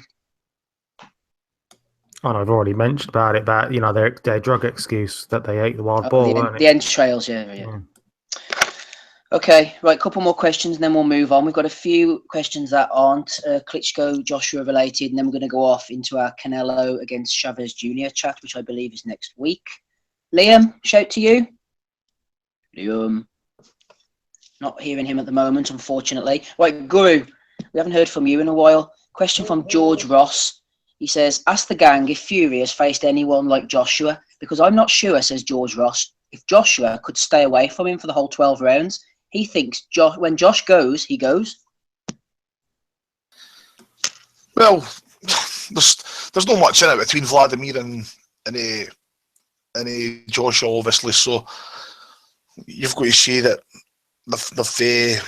he's obviously faced somebody's pretty much as good as Joshua. Klitschko probably was 18 months ago, but I think when they fight, at the point in the fight, they'll probably be each other's best opponents. I'll say that.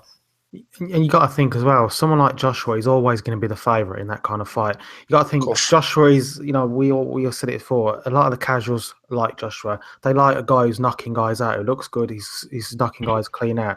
The fact is, Fury's never going to look that good to them. But styles make fights. And we all know if Fury turns up like he did against Vlad, I think Joshua's in for a hell of a long night, to be fair.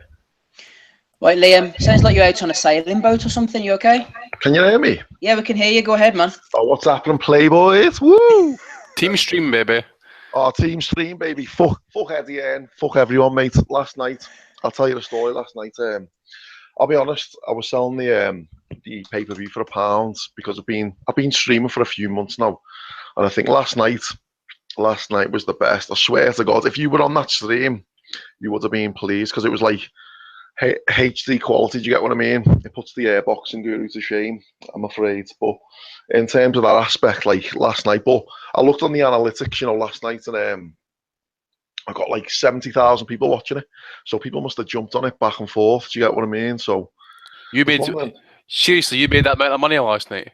I didn't make sense. I wish. Like for the I'll be honest, like 70 grand, most than 70 grand, but it was 7,000 you made. Oh, if £70, I'd be off to Miami. Do you know what I mean? I'd be off. But last night, the David A. Tony Bell, you want to fuck that up because I tried to put it on like Twitch, Twitch the gaming platform, but it didn't work and the stream fucked up, unfortunately. But on that one, I probably made about £1,000. For this one, probably made about £100. But in terms of the actual aspect of the HD, it was quality. But I'm not really. I don't know. I don't want to give my game away. You know what I mean? At the end, might be getting the police on me or something. Do you get what I mean? But I'm not asked. At the end of the day, who cares? He was tweeting out earlier on there saying that someone else who streamed it for nothing says that you're stealing from the fighters. Stealing from the fighters? Yeah. Okay, so he's stealing from the public all the time by putting on shit cards, isn't he? So you know what I mean? And it evens itself out. I mean, at the end of the day, I paid for the pay-per-view. It wasn't like I didn't pay for it. I pay for the pay-per-view, but who I stream to, it's like, say for instance, you go to a pub and like you pay for the pay-per-view. Who you show it to is your business. I think it's the same logic here.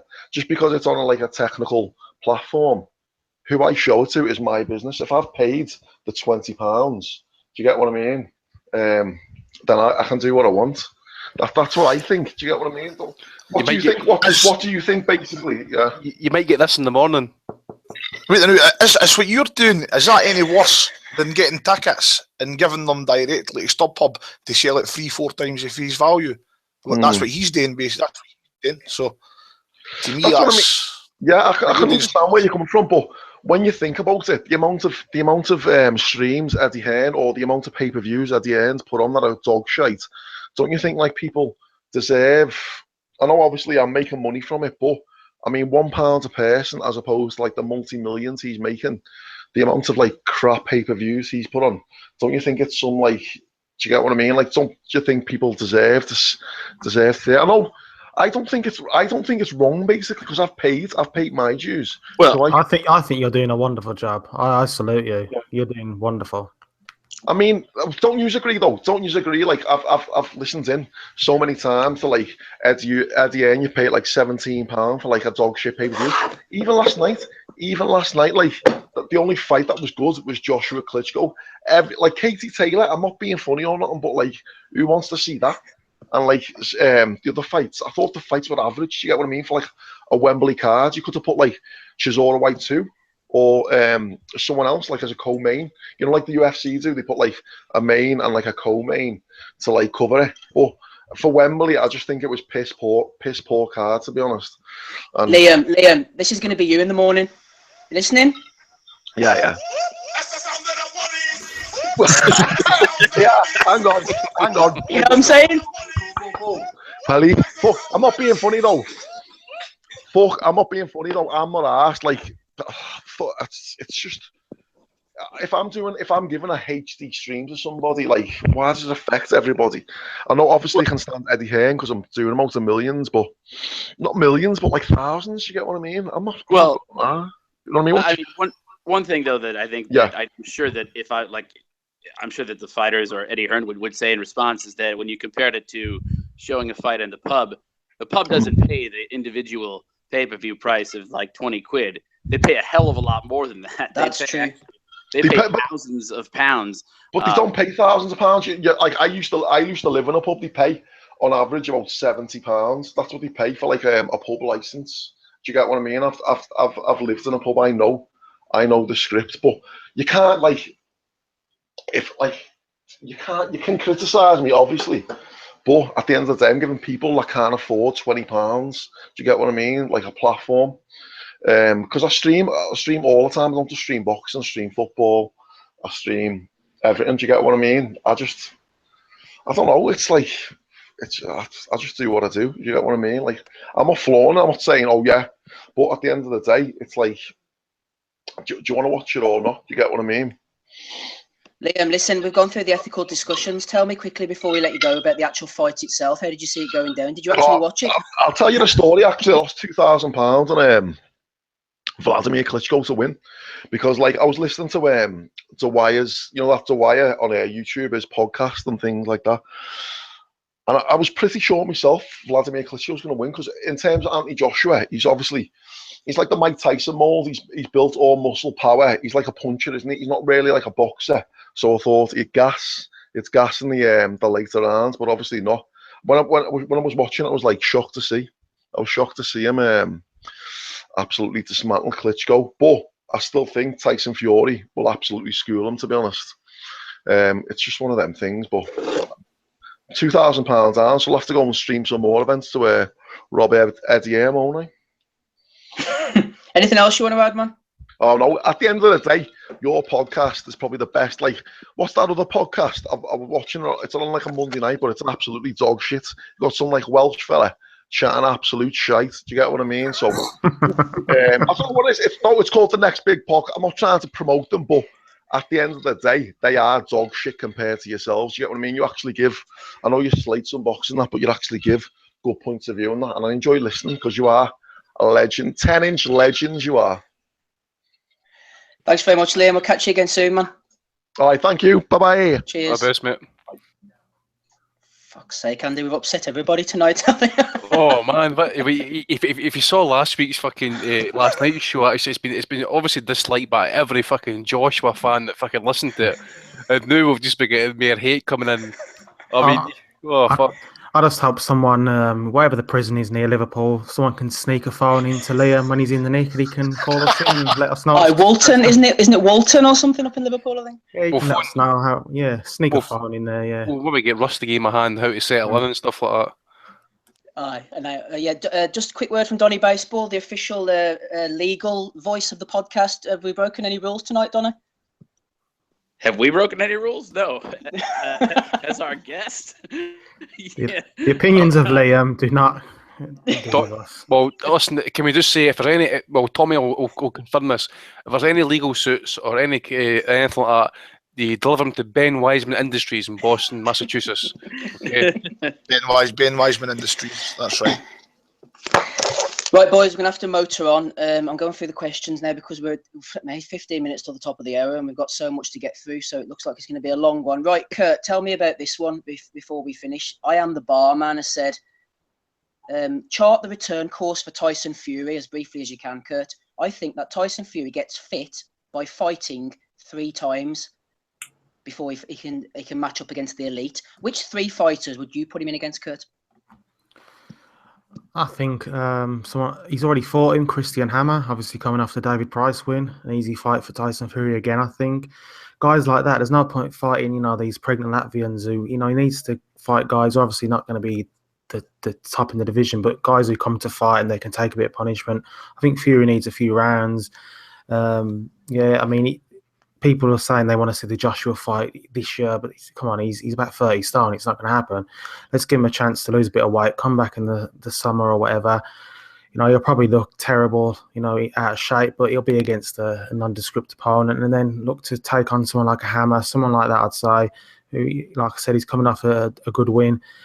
And, next year, Fury, he's going to fight someone like Joshua, Wilder. You just see it. I mean, he wants the big fights, and he's obviously everyone knows who he is. When Joshua called him out at the fight yesterday, the crowd went crazy, so they want to see that fight. I mean, I actually think a Joshua Fury fight would actually be pretty poor, to be honest, because the way of Fury's style, but the build up would be like nothing else we've seen, I don't think, and the pay-per-view buys would be incredible. Bryn, I'm conscious of the fact that you're probably going to get fed up with us soon and have to go. Do you want to give us a shout out about what you've been doing recently, what you've been writing about, who you're going to be meeting and interviewing soon? I just finished an article that was just about boxing moving over to the UK, leaving the US behind for ESPN. And that just came out the day before the Joshua Klitschko fight. And I'm working on a book right now about chess, actually, for Simon & Schuster. That should be out, I think, in 2018 for the World Chess Championships, which is sort of a chess book for non-chess people, which I am also. I have no background in chess, so it is actually surprisingly similar to the boxing world in a lot of ways.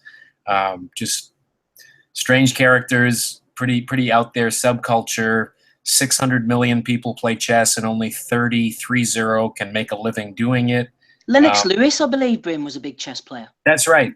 Lewis is a big chess player. And there's a lot of other sort of fringe characters that were very attracted to chess, in film and literature and that kind of thing. So I've really tried to track them all down, get them on record to talk, and following around just I don't know. Chess has been around for 1,500 years, so it's kind of an interesting, strange subject and a strange ecosystem. So I've been working on that for the last 5 months. Bryn, I believe Andy has a question for you. Sure. Oh, I can hear myself. Just before he jumps in, actually, have you got anything you want to say very briefly about the Canelo Chavez Jr. fight, Bryn? I think it's a great fight. I mean, I think it's going to be a lot of fun. Obviously, everybody wants Golovkin. Golovkin, I was at the Jacobs fight in Brooklyn. Didn't look so good. I thought there was a lot more room for improvement with Jacobs, actually, in that fight. I disagreed with a lot of people that were supportive of him switching to southpaw. I thought he always looked off balance when he was doing it. And with a little more confidence, I thought Jacobs could have won that fight, and arguably did win that fight. So I don't know. I think Canelo Chavez is just going to have a huge following. It's going to make some money. If he looks great, then I guess he's positioned for the Golovkin fight, and hopefully Golden Boy and De La Hoya make it happen. So, I mean, it's a Saturday night I'm looking forward to. Yeah. Brian, I got a question for you, mate. I know you spent some time with Eric Kelly recently. I was listening to you on another podcast. He recently walked up to Alex Ariza and basically called him out about the steroid situation. Did you get a chance to speak to him about that by any chance, no? I interviewed him for the ESPN article I did, but it was more about his history in the amateur program, that he was a four-time national champion. So that didn't come up. But I've met Ariza a few times. I'm friends with Freddie Roach, but never spoken to him. But that's a really interesting subject. I will follow. I'm going to be on the Everlast podcast on Tuesday, which Kelly is almost always on. So I'll certainly bring that up. But because there's a video kicking around where Eric actually asks him straight up, face to face, and then you hear, I think it was a woman in the background after he asked the question. Ariza made some sort of kind of funny response, but then he was like gone. He was like fucking horse out the fucking stables. He just right out the door. He couldn't wait to get away from him, eh? I'm not surprised. I mean, Kelly is a pretty ferocious character. Boy, okay. On top of that, Ariza, how do I put it, has never had the best reputation with people I've spoken with about that issue. So I could imagine that would be his response. So I'm curious to learn more about it, but I don't know anything about it so far. Excellent stuff. Is there anything else you want to add, Bryn? No. This was a lot of fun. Thanks for having me on. We appreciate it. What's your Twitter if anybody wants to follow you? It's Brinicio, Brinicio. And quickly, Bryn, what's your prediction for Canelo Chavez? Who wins and how does it end? Yeah, I fucked up. I had my own USP in my own robe for the Klitschko Joshua, and I'm sure you guys want to purchase it because the money is going to charity. No. I thought that Joshua was going to win in the first round. I thought it was going to be a very quick one. So I did predict him to win, but I got it wrong. I'm going to call Chavez with an upset. Wow. Interesting. I'm not going to go for the upset. Simple fact is because I want to see what Chavez looks like on the scales before I make any prediction. He's looked in shape though. I mean, he's killing himself. I mean, what is he losing? $1 million a pound that he's over the weight. I mean, it's crazy how they're keeping him honest with that, which is I totally agree with. But I've always thought Canelo. I like him. I enjoy him, but I can fully understand why De La Hoya is protecting him. I think he is a marketing juggernaut, but I mean, how good is he? I think there are some real limitations to him moving up to the top level.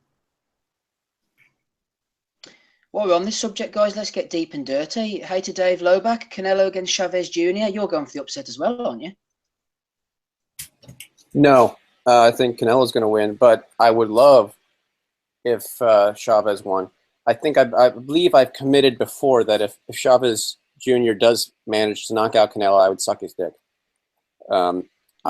I stand by that. That is deep and dirty, mate. That is deep and dirty. Just like Steve. The other thing is, though, is that it's Mexican dick, so you may actually fail a drug test. and Liam will stream it for £1 on Facebook.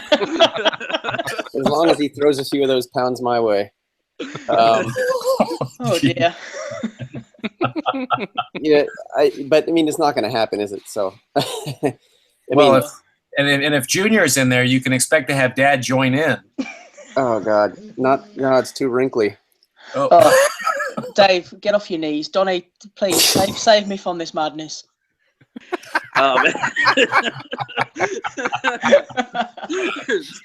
Dave's gonna eat some Mexican meat, man. UK AD is not gonna be happy about this. Go on, Donny. Give us your prediction, Donny. I'm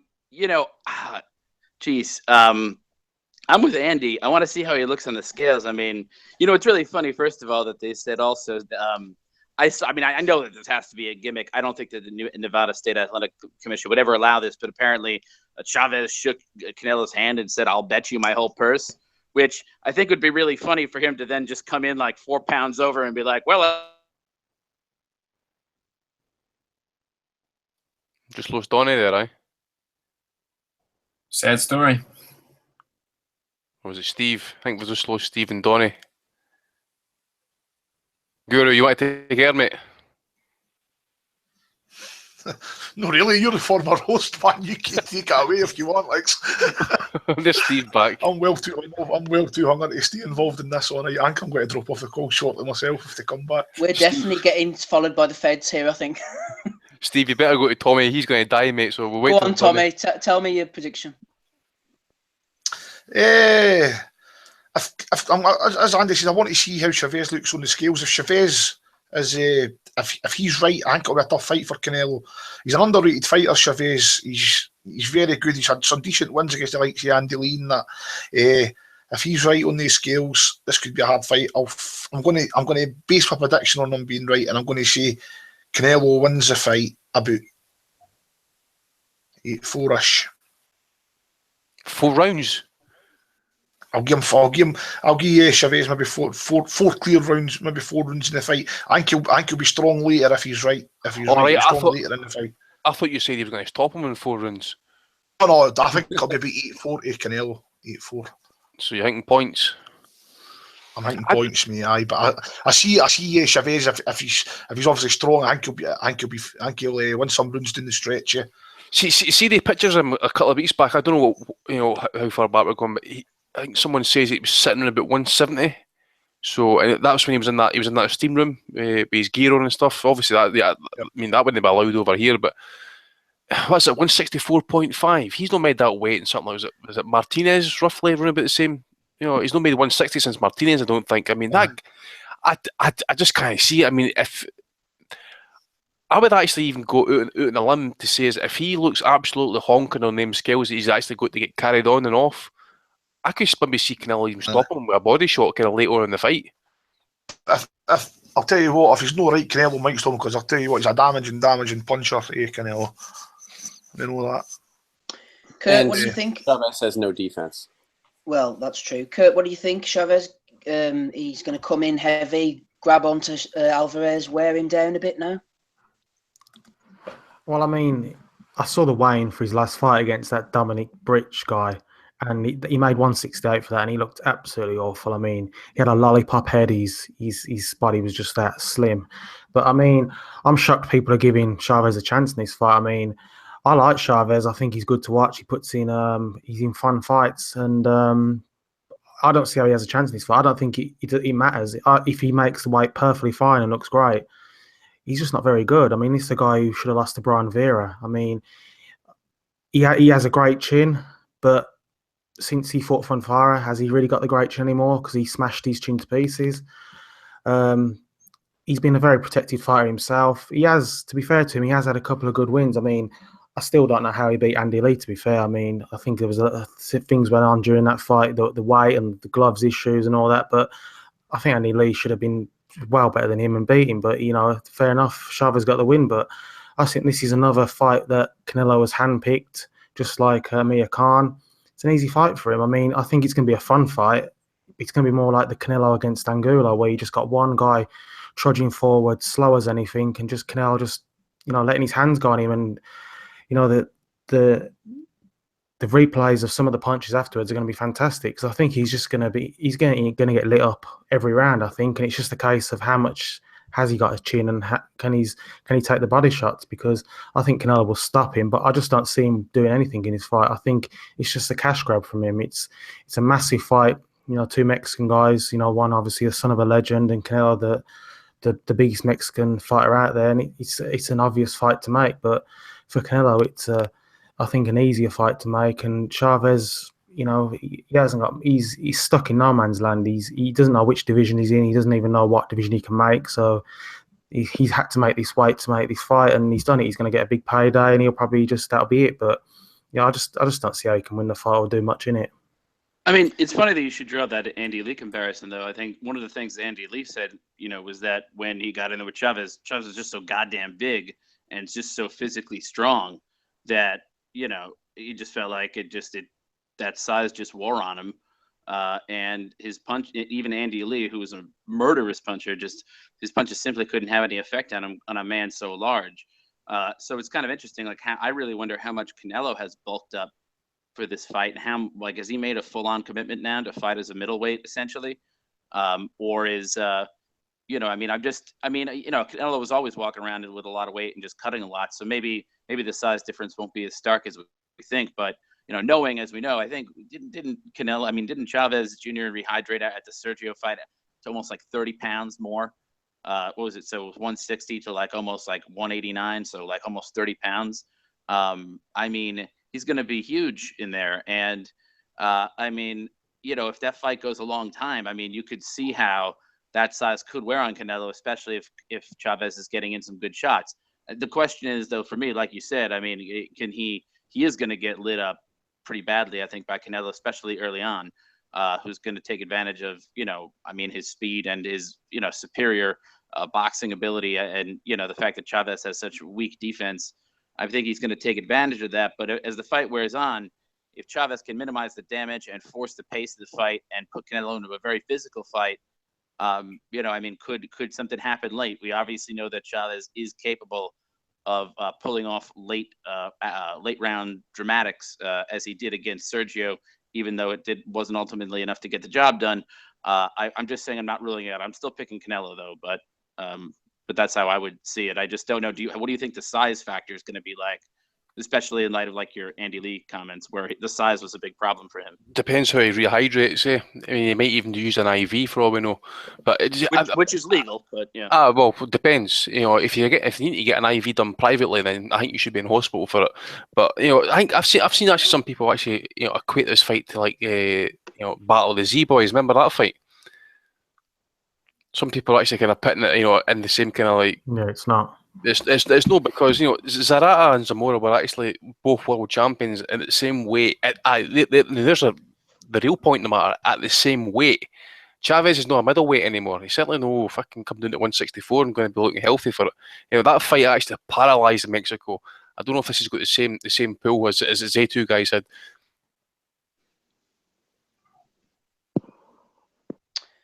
Okay, Bryn, anything on the undercard that takes your fancy? We've got Jojo Diaz, 23-0, going in against Manuel Avia, who is 22-0. Lucas Matisse returns against Emmanuel Taylor. Remember him losing to Broner. And David Lemieux against Marcos Reyes. Anything, Bryn, that interests you?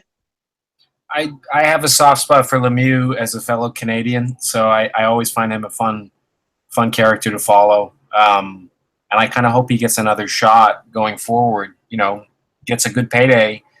The guy can hit, so he's always a little bit dangerous, and even Canelo respected that when they fought. So he's one I always have my eye on. No problem. Thanks again for jumping on, Bryn. We'll catch you soon, okay? You got it. Thanks for having me. Talk to you soon. Cheers. Thanks.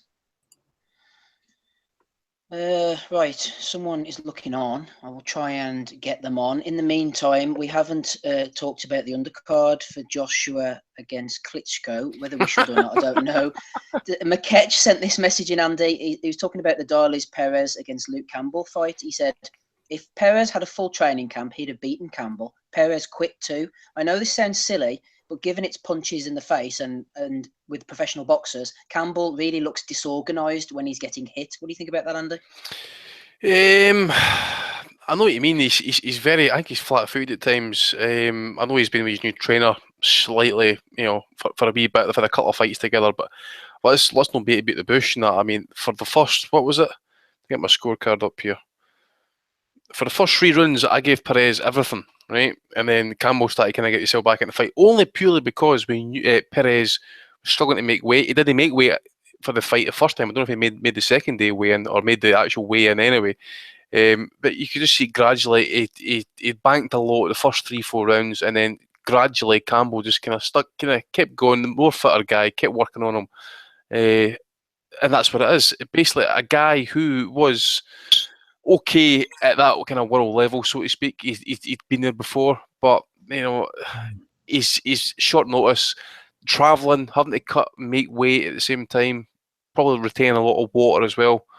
We all knew what it was. It was a recycling of the opponent again for Eddie Hearn. We've seen it with Carson Jones, we've seen it with Dallas Perez. Jorge Linares is an exception, because he's winning these fights when he's getting recycled coming over here and that. But you know what I mean? The point stands. They brought a dead man over just so that Luke Campbell could get a number 1 contender spot. And see, to be honest, Linares is going to light his ass. Yeah, they're just getting him in with Perez because obviously the matchroom casuals know he is. To me, I look at Luke Campbell as like a better version of Frankie Gavin. We're constantly told how great this guy is, how all his amateur pedigree, what he's doing in the gym. I don't think I've ever watched him and really been that impressed with him. I just think he's a boring fighter to watch. I mean, he looks about 14. He's skinny. I just don't like his style. And like I said, the commentators are constantly telling us how great he is. But I just watch him and I think, well, yeah, he's all right. He's had some decent wins, domestic level guys, and he's obviously better than that. But is he going to go much further than that? In my opinion, no. And if he puts him in with Linares, I mean, I just don't see what he can do in that fight. To be fair, and Linares will be loving it. I mean, he'll be laughing at ringside. That's another easy payday for him, in my opinion. But fair play for them to take in that fight. But to me, I just, why aren't they rematching the guy who beat him? I mean, the guy beat him quite handily. I thought he showed heart in that fight, but I think he should go for that fight and see what he can do in that. Tommy, Scott Quigg and VRL Simeon went to war. Quigg took a fair few shots, I thought. He had the hands lowered from the Joe Gallagher stance to a bit more of a looser Freddie Roach type of stance. He looked a little more aesthetically pleasing, took a few shots. He's not going to threaten the elite, is he, Quigg? Let's be honest, Tommy. I think the best chance of getting him another world title is another version of that WBA, because he's not touching anybody at that weight. I thought he looked poor last night defensively. He looked really bad. He didn't look very sharp either. I wasn't really impressed with Mr. Quigg last night. We know Simeon's all right. We've seen him before against Selby.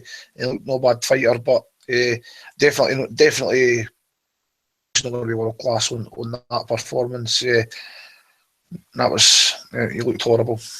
Every title holder at featherweight molests Scott Quigg, And I would even add Manuel Mariaga into that as well after watching that Valdez fight definitely. last week. Definitely. Mariaga and Frampton obviously have got titles. There's a lot of guys with foot titles that would beat him as well. Yeah. Let's have a look. Who said cheese and crackers there? What is it? Somebody said cheese and my crackers. Your ma. Tommy's eating them. Right, Rob Kelly, Mr. Controversial, if the YouTube comments are to be believed from last night, who jumped on the call. You don't want to talk about Joshua being a 6-round fighter, Rob. You want to talk about Canelo Chavez Jr., I believe. Yeah, let me tell you about those people in the comments. Can you hear me? Yeah. Go on. Yeah, here you fight, mate. Aye. Yeah. Let me tell you, I was reading books when I was 7 years old, pictorial history of boxing about Sugar Ray Robinson beating Tommy Bale. Don't tell me I don't know shit about boxing. I know what I seen. That's all I tell you. I know what I was looking at. That's all I say to those fools in the comments. You're never supposed to answer the comments, but anyway, let me get that one off my chest. Go ahead. But I'm saying no about Canelo and Chavez. Like, I think it's a dangerous fight for Canelo, like, because it's been mentioned before about the size of his back and everything, and he looks like he's bulked up to get to 164, and he hasn't looked like he's carried the power up the weight. Like, his last big knockout was Kirkman. We expect him to blow Khan away because he's fighting the welterweight with a glass chin, so we expected he was going to get the Khan. So, and I'm a big fan of Canelo, like, because when I first seen him fighting, he looks like my mate Tom Connors, the traveler from down the road, so I was automatically supporting him. But I just think, like, it's a dangerous fight for him. Like, we don't know what Chavez has, like, coming down in the weight and all that, and drain. Like, he's obviously going to drain down. Like, I reckon he's prepared and all that. Like, whatever about Chavez, he can't punch. Like, and Canelo, like I said before, is not willow to whisper or anything. So, you know what I mean? It's a dangerous fight. I would expect Canelo to come through and get to him, but he might get some rocky moments if Chavez is still there later on, because I don't know how big that's, his big back and everything, when the lactic acid and all that kicks in, he might just drown a little bit. So, but I'd expect him to come through it, but maybe overcome some rocky moments. Rob, for those of the listenership who weren't listening to you in action last night in full flow, do you want to reiterate briefly what you thought of Joshua Klitschko? I was steaming a little bit last night as well because I'd had a few bottles. Like, but I would say, like, no, I just think like that. Like, all of a sudden, Vlad is this killer. But when Fury beat him, he was an old man. He went old overnight and he couldn't pull the trigger. He had about the same output against Joshua last night, and Joshua was gone. He was breathing through his eyes. I saw him. Look, you see somebody spitting out the mouthpiece in round 5, right? That's a real sign of fatigue before he even got knocked down. Absolutely. He's buying time, and he was selling wolf tickets big time in there last night, talking to him. And he said in the press conference afterwards, he admitted, I was talking because I was tired. He was trying to buy time in the ring. That was panic stations. And if people don't understand that, how deep of waters he was in last night, they should go watch another sport, because the buying into this hype train is be humble. Listening to his eye feel during the week and everything. Like, how do you feel now, Josh, before the fight? Oh, well, I'm ready now. Now it's time to be ready, and I'm here to prepare. And just shut up, like, this nonsense. Like, he's just a non-stop PR robot. It's like he's nearly as bad as Mayweather with these recycled phrases that he just keeps throwing out. Like, except Mayweather short circuits and start answering different questions and all. You know what I mean? But yeah, no, I was just like, I just saw his vulnerability, and I don't think, like, you listen to Steve Bunce and everything, like they were saying before, like, the fight, everybody's trying to build him up. Like, we see what's happening here. Like, Bunce is saying that this is the best Vladimir Klitschko in 10 years. This version of Vladimir is the best version in 10 years. And, like, he's in the best shape of his life and everything. He wasn't, and he didn't prepare for Fury. He didn't prepare for a fella that's 6'7". Like, come on, like, you know what I mean? We know he went life and death last night. Credit to Joshua for getting the win. A tremendous finish with a big uppercut. But Vladimir said himself afterwards, he should have he got comfortable jabbing him, because he said he after knocking him down, he thought he was going to get to him any stage. Like, just setting him up. I thought the setting up from Vladimir, I didn't really speak on his performance last night. I thought there was no setup to the shots. Like we mentioned, that lead left hook. After he dropped him, he swung the lead left hook at him. There was no setup to the shots. He caught him with the catch and shoot, but there was no kind of like follow-up or whatever. He just got, like, I thought he was just gun shy and happy to jab his head off, and obviously got stunned when Joshua got his second win. But I thought he believed that he was going to get to him at any stage. But I thought Joshua was in dire straits, and I think Fury would take him to school and drown him. Anything else you want to add, Rob?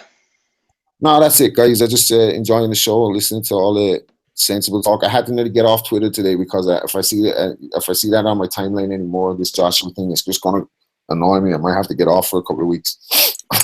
How do you see Tyson Fury versus Joshua when it happens? I think that that Peter Fury and all them know how to beat Joshua. And I think that like even John Fury spoke about it before. They know that he's going to gas, and I think that he's not going to change anything now. I think this money train is happening so fast that they're just going to continue going whatever on this program that they're on or whatever. I think he's still going to look like a bodybuilder, and I think Fury just ties him up, lies on him, makes him tired. I don't think he's necessarily going to look to knock him out, but just wear him down. I think he'll go to the body with him, and I think he'll just all around outsmart him and maybe drown him later on because this guy has clear stamina issues. Like, and obviously Vladimir, even 5 years ago, gets him out of there after dropping him unquestionably. Cheers, Rob. We'll speak to you again soon. Okay. Hey, Rob, you need to record us an intro. Oh, definitely. I love something. Yeah, definitely. I might even sample some of Bellew's latest antics against Wilder. I've been a man. Oh, come on. All right, guys. Cheers, Rob. Mate. See you later. Bye. Rob Kelly there. Okay, we're coming towards the end. We still have the Bellew of the Week to come. Don't forget, at this time, like the Facebook page, subscribe, give us 5 stars. If you don't want it, then you don't have to. We don't mind. Right, Andy, we had a question come in live on air. Do you think Zlatikanen could beat Luke Campbell? What do you think? I think he could actually, just purely on his output, his aggression, simple fact he comes forward. I just, Campbell's okay. He moves about a wee bit, but I just don't see a kind of demanding or dominating presence about him. I just think Zlatikanen would put it on him. Campbell, I suppose he punches okay, I suppose, but it's nothing really kind of concussive about it. I just think Dejan will just walk through what he's got and just kind of basically try and work him over. He could win on points, I suppose, but I would actually favour Zlatikanen going into that fight. Excellent stuff. Right, let's get a bit of housekeeping done. A few things over the weekend. Donny Nietes beat Komgrich Nantapech over in the Philippines. If people are interested in that type of thing, it was a unanimous decision for the vacant IBF World Flyweight title. Tevin Farmer got a unanimous points decision win over Arturo Reyes in Philadelphia, Pennsylvania. I think Farmer will be on track for a world title shot very soon.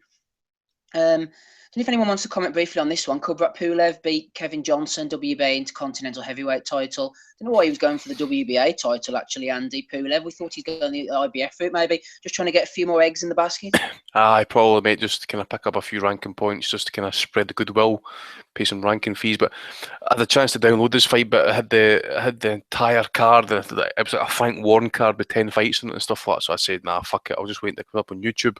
So I've not seen it yet, but it's kind of predictable, actually. Fucking safety pin talking all that trash. How he's going to knock out Pulev, and predictably the fight goes to points. Indeed. So, looking ahead to next week, PBC favourite Ivan Redkach, who's not very good, but Al Heyman keeps on giving him opportunities. He's fighting against Argenis Mendez. I think we might have seen him on UK shores at some point. Over in Russia, another WBA strap is on the line when Hugo Berrio goes in against Evgeny Gradovich. We could see Gradovich in a world title fight again soon. Over in Las Vegas, Yuriorkis Gamboa faces Robinson Castellanos as he continues to rebuild, Mr. Gamboa. Edis Tatley, who only seemed to be fighting recently for the European title, is defending it against Francesco Patera in Finland. So good luck with that, Mr. Tatley. And of course, we spoke about Alvarez, Chavez Jr. Dave, do you want to say anything quickly about the undercard? Diaz, Matisse, Lemieux, you fussed on this, not fussed? Matisse Taylor should be good. I remember Taylor gave Broner a good fight. I thought that was a great fight, actually. Yeah, I agree. Back and forth. I thought Broner was actually very much in danger of losing a close decision before he got that last round knockdown. But of course, I mean, the official judges probably had it wide for him. I don't remember. But yeah, Taylor's not bad. And Matisse certainly looks like he's not really committed to boxing too much anymore. So I think Matisse should stop him. But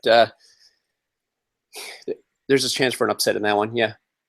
Is this, you said Lemieux's fighting again? Yeah. Marcos That's a quick Reyes. turnaround, isn't it? That's, yeah. I mean, I've not really liked Lemieux much since that abysmal performance he put against Golovkin. I was really disappointed in that. He tried to box and he can't box. But I mean, still credit to him for staying active at least. There have been worse undercards for sure on HBO. I'm used to worse undercards on HBO. The main event is probably the biggest joke of them all, though. So I guess they had to put some legitimacy to this card. Go ahead, Andy. No, I was just going to say, I'm looking forward to the Matisse fight against Taylor. As Dave says, Taylor's pretty decent. He obviously went the distance with Broner and that. So if he's not up for it, Matisse, because he's took some time off. He took a bit of hammering, I suppose, in his last couple of fights. If you look at who's his last fight against again? The one he got stopped off post. Oh, that's the one. He got, you think about that one. He's also then went kind of a hard fight with Danny Garcia, Provodnikov, he went majority decision with. So I think Taylor might actually be a decent opponent for him coming back just to see where he's at. So really looking forward to that one. I'm not really bored about David Lemieux because this guy Reyes at his fight, and I think he's got Porky Medina on his record. But other than that, anytime he steps up in class, he gets beat. Chavez, that was probably at a time when Chavez couldn't make weight. I think it was one that was actually changed weight about 3 or 4 times. And Elvin Ayala knocked him out in 7 rounds. Going by his record, he's not really fought anybody, in all honesty. I mean, Julio Garcia was still that great. He was a decent kind of gatekeeper, I suppose. But the guys that he's fought, his knockout percentage and that is decent. So he's obviously got a wee bit of power. I mean, the other thing as well is he's also even went the distance, I think, with Uruguay Campos. So, he's been in a couple of decent fighters. That wasn't Campos at his best, obviously, but so I'm really kind of bored about that fight. If anything, Lemieux should prevail in that one, but you just don't know if his chin's not the greatest, I suppose, Lemieux. But if he does get caught, this guy might ask questions about him. Talking of Porky Medina, we've got Porky Russ on the call. Russ, you're going live. I believe you've been slagging off Sullivan. Yeah, you're live. You've been slagging off Sullivan Barrera for ducking the Beterbiev fight. Yeah, Sullivan Barrera. I mean, who the fucking hell is he, man? He won't even fight. Who is it? Would he beat? Now he wants to fight fucking cheap Shagger Clad. What's all that about? Fucking, that'd be the worst fight ever. That's not pay-per-view. It's not even a fucking Sky streaming job, that, is it? What else is annoying you, Russ? What else is annoying you in the world of boxing? What's happening in the world of boxing now? I'm trying to think now. Sheedy won Friday, didn't he? Right. So we've got a Commonwealth champion, my first champion that I've matched. So I went and had a heavy session and got home at 9:30 in the morning to be close back. But that's fucking out now, is it? I don't know what I'm going to do with him next. Probably Lewis Taylor, because he's a Dave Caldwell fighter. So, Dave Caldwell, you little maggot, I know you're listening. Get in touch with our office, and we're going to make your lad Lewis Taylor, who left us to go to you. We're putting him with Sheedy, and we're going to let Sheedy smash him up. We'll put that on at Pons Ford in 3 months if we can make that. Or Andy Metchis, but he's going up to super middleweight. But other than that, no, I watched the undercard for crap, wasn't it? Yeah. The undercard. Fucking hell. I mean, best thing about the night, in my opinion, was Joshua's fight with Vladimir. What a good fight. And it turned out that we were a novice against the fucking shot guy, wasn't it? But it was a good fight. The undercard was shocking. I know all this, they've got medals. Fucking hell. Yeah, they've got medals, but let's have it right. Fucking none of them are much crap, have they? I mean, we're terrible, wasn't it? Come on. Russ, you were adamant that Klitschko was going to bang out AJ, but it didn't quite transpire. Well, he did, didn't he? I mean, let's have it right. He was 1 second from stopping it, wasn't he? I mean, he got up there. If he'd get a stopwatch on when he got up, he'd give him 12 seconds and walk forward to how much fucking longer does he want? Are you claiming there was a dodgy count? Russ, are you claiming there was a dodgy count? Yeah, get your stopwatch on and time it, mate. Fucking dodgy as fuck. Oh, boy. This is Mike Tyson, Buster Douglas. Go ahead, Hayter. This is Mike Tyson, Buster Douglas all over again, and Russ is playing the role of Don King. I've already timed it just now, mate. It's a fix. I demand a recount. I'm on my 5th Budweiser and my 7th line. Fucking wankers from Essex. The only way he said it. Fucking hell. Oh, fucking stubborn. 53,000 people booing.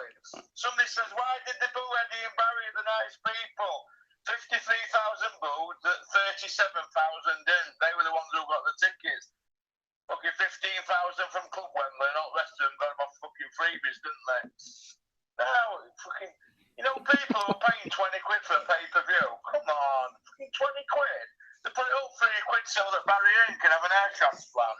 Or is it Eddie who have they both had one? It's fucking joke, man. Are you going to get a hair transplant, Russ? Have that fucking bareback me, mate. Fucking skinhead, bust a bumper, so. Right, is there anything else you want to add before we move on? Yeah, I'm going to tell you a funny story, actually. Go on, then. I went on pitch around Manchester where Frotch Groves weighing at Manchester and James Elder and his Z-list actor mate said, can I come for on pitch with you around Manchester, big pocket? Will you show us the site? Because we're from London. I went, yeah, okay. Well, his mate was from Salford, so I took around Manchester. On me, by the way. Took around Manchester and we were steaming drunk. And I said, Elder said, let's go back for your car in car park. You know, the men's CP car park. We couldn't even fucking work the fucking machine, you know, to get out. So we had to ring the bell. Anyway, we finally got out. So we're flying around Manchester. We did 4 laps around Manchester because I couldn't work with sat nav. And we ended up stuck on these tram lines, you know, where a train come in. And we pulled down at the side of this stop where a train stopped, you know, for people on platform. And my eye level in the car I was driving were the same eye level as the people waiting for the fucking train on their feet. So I'm looking to the right, and all I can see are these big size fucking Timberland blokes. And they're shouting, what are you all fucking doing? So James Elder broke the blind on my missus's car, the blind went flying straight into the door. He pressed lecture window down, and police turned around about 5 coppers at train stop, and they said, tram stop. What are you doing? What are you doing? And James Elder went, we're 7 and stacking the north. And I went, oh, I'm really sorry, mate, we don't know what we're doing, we were pissed. But they were that worried about safety, they said, drive to the bottom, there's a tram coming. So we burnt off these tram tracks, and when I got to the bottom part of Manchester, we just flew through town centre, and Elder fucking and his mate jumped out, and I had to fucking shoot off. Do you know where they ended up that night? In fucking Macclesfield. Parked up with my car in Macclesfield, drunk. That's a true story, that, mate. That's a true story. My broken behind. Fucking Renault, the Laguna estate. Because I had twins, didn't I, at the time, so I bought her a fucking new Renault Laguna estate. But fucking hell, my first and only night out with old iron horse. Oi, Russ, just finally, what do you think about Coogan not getting let into the show? Well, I've just had a tweet. I don't really think that they've fallen out with Eddie. I think James Elder likes to tickle everybody's arsehole and make out that they're fucking falling out. I don't agree with it, actually, because at the end of the day, he's a boxing man, isn't he, Coogan? I know he can be he gets a bit annoying at times with his questions where he's only it's like fucking man love, isn't it? But he's a boxing lad, isn't he? He's a boxing person, and I think he was a bit rough at edges when he started, but he's very patient with his questioning. He's got better, and I didn't like it. I think it upsets him, and I don't like to see anybody upset, to be honest, in life. I don't know bad in me, but I felt for him, to be honest. Like, I was talking to Dennis about it just now, and he said it can't have been nice for him to put that tweet out, or a Facebook or something. It must have been awful for him, because Dennis has got a soft spot for Coogan, and I didn't think it was nice of him, and I'm surprised that Eddie, with it being a fucking his show, couldn't sort it out. I mean, he should have put his foot down, shouldn't he, really? That's how I look at it. And didn't the kid get to go, or did he have to be just going to sit in fan there? He wasn't allowed to go ringside, I don't think. You weren't allowed to go ringside? No, Well, he wasn't there. Yeah, but I think he was. He wasn't. Got 2 big boots, I don't know. Is Eddie fucking going to get somebody else to do all their interviews? Because Elder's saying on here that fucking they weren't paying for him. I can't see that. I think he's up trolling, but. I'm sure Eddie Hearn tweeted it last night. Not let him in, and they shouldn't let Burn Punk control the fucking show, should they? Because Vladimir were hardly going to say, well, I'm not fighting if he's going, was it? Yeah. All they had to do was let him in press and just don't let him answer questions. I think that's bad, media. Yeah, hang on, let's bring in Andy. Andy? I was just going to say, I'm sure Eddie Hearn tweeted out last night saying that he wasn't banned for the stadium, but he wasn't allowed to go, like, say, press, you know, ringside for like press row or whatever. He didn't go to the fight. But I think it kind of says as well that K2 had some say in that show there last night as well. So it looks like there's going to be another one on the Fat Dan's right then. Yeah. They're going to go to to Germany because I've heard Bayern Munich's ground. I've also heard the one where Tyson fought at. But the Bayern Munich ground, that's fucking mega, isn't it? Doesn't it hold a lot more? Bayern Munich holds about, I think it's about 70, 80,000, I think it is. And how many is the Dusseldorf one? About 40, 50,000. 55, 55,000 or something like that. I mean, I would go to Germany for a rematch. I love Germany. Well, it could be Bayern Munich then, because I heard a big stadium in Bayern Munich, so it might be that. Sorry, in Germany, that's Bayern Munich's Germany. Look, is he shaped like a football, Andy? Yeah, Andy, sorry. He's shaped like a football, isn't it? Aye. Yeah. Well, they could be going to Germany then, and Vladimir might fucking get his revenge, but I doubt it. He's shot by July, I think. But Yeah, I think so. Right, Ross. I feel Ross. sorry for him if he didn't get to go on there yesterday. You what, mate? We're moving on now, Ross. We're going to do Bellew of the Week. No props. Catch you next week. Take care, cheers, Bye. pal. Bye. There you go. Bit of Ross on a Sunday evening, Kurt. What do you think about that then? We all love a bit of Ross on a Sunday evening, don't we? We love his enthusiasm. A quick update on a poll I put on Twitter. Is Big Russ on the sniff was the question. And Well, out of 43 voters, 88% say definitely. Oh, he's definitely on the nose candy. Like you say that, and he's on his 7th line. Fucking hell, 7th line. Right, okay, let's get through the Bellews as quick as we can. There's about 500 of them, so I'll maybe omit a few that aren't so good. So I'll go as quickly as I can, guys. Right. First of all, and there's a few funny ones, so bear with me, it is worth it. Ian Harris was nominated by Kieran Hinfey. He said, Eddie Hearn, can you make this week hurry up? The biggest fight in years, if not ever. Saturday night? Come on, it's only fucking Monday. Okay. Adrian Broner explains shooting, says killers want a celebrity on their list. Is that AB or Lamont Peterson? Asks Tom O'Reilly. Fair point. Dean Glover has sent this one in. Just like Tyson, says Sky Sports Boxing, Anthony Joshua is the most destructive power puncher since Mike Tyson, says Tony Bellew. Okay. Mickey D sent this one in. This is from Daz Boot. A lot of people have recommended this one to me. This is a terrible one. He says, no insult, but AJ has more speed and power than Mike Tyson. When he slows down in later years, he'll become Ali, a goat in the making. Right. David Nunn sent this one on from Gunnar Grixnit. Gunnar Grixnit had a bit of a meltdown. He thought he was a boxing hardcore, but he turned out to be a bit of a casual. He said, if AJ beats Klitschko, is it safe to say Joshua will go down as one of the greatest, as Mike Tyson would have been? Or is it a bit premature and an insult to Tyson? He then went on to say that Tyson ruled at the top level of the sport for 15 years. I don't quite remember that now. Oh, fucking hell. He's lost the plot on that one, hasn't he? And just kept going. I think so. He didn't endear himself after that either, Kurt. Dominic Henry sent this one in. Scott Quigg compared himself to a Mercedes. He said he's added some new tyres and an exhaust pipe since he's gone to Freddie Roach. He's obviously using his thinking brain there, eh? Exactly. Craig Mastro sent this one in. Linda McDonough. Have not been this excited for Saturday night to come since I gave birth. At Anthony Joshua and Eddie Hearn. Retweeted it. Oh dear, that was Linda McDonough. Jack Taylor. I'm not making him out as world class. In fact, he was a champion and proves that he is world class. Oh yeah, Jack Taylor was saying that the fact you're a champion, Andy, means that you're world class. If you're a world champion, you're world class. Okay. Just look at Liam Smith. It's true. Liam Smith, aye. Yeah, just wait. Shannon Briggs or Fraser Gwendal, world class soon. David McKenna sent this one in for Mike Costello on the BBC 5 Live radio preview. He said the referee for Saturday night is David Fields, a former sparring partner of marvellous Martin Hagler. Costello usually knows his boxing. I'm surprised he made that Freudian slip. Let's have a look. Big Stiff Idiot said, the more I see the Joshua versus White fight, the worse Joshua looks. And Hands of Stone jumped in and said, he doesn't move his head, zero variety on offence. A leaky chin. A leaky chin. He nominated himself for that one. I think we know what you meant, Hands of Stone. Yeah. Matt Simpson has sent in Spencer Fearon for saying that Katie Taylor is the female Lomachenko. Oh dear. Oh. Edward Mays nominated Vlad for his USB stick. Sorry, go ahead, Dave. Were you going to jump in there? That was just groaning in exasperation.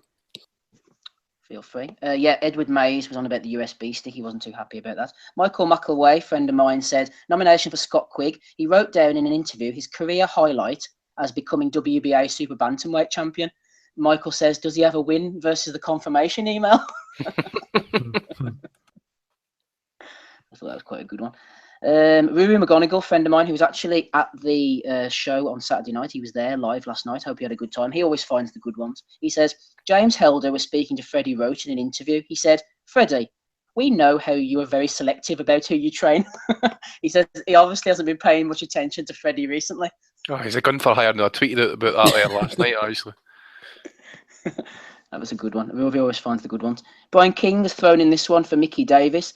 Campbell is the best in our country at any weight. This is Luke Campbell. That loss done him the world of good, just like it did Lomachenko. Hashtag cool hand. Jesus. Joey has sent this one in from Steve-O. Steve-O tweeted to Eddie Hearn, if it's raining, Eddie, could the fight take place with the roof closed? There's no roof at Wembley, obviously. In case you don't know. Brian King has sent this one in, another one from Tom Evans. He says, my thoughts on AJ Tyson Fury and my... You cut out, Steve. Value of the week for Steve. He's dropped off a call again. He'll be fucking raging. And the thing is, I've not even got the list for the value of the week. Do you have any nominees of your own, guys? No, because I have quite a few, but the only thing is I have quite a few different people saying the same thing, and I'm going to retweet them all. So if anyone wants to see all these, I'm not joking, they can. But after Anthony Joshua's fantastic victory over Klitschko last night, people have been saying, like, who she fight next? And there have been quite a few calls for a surprise name, and that name is Floyd Mayweather Jr. There are quite a few people asking for this fight, and these are not jokes either. They're genuinely asking for this fight, and I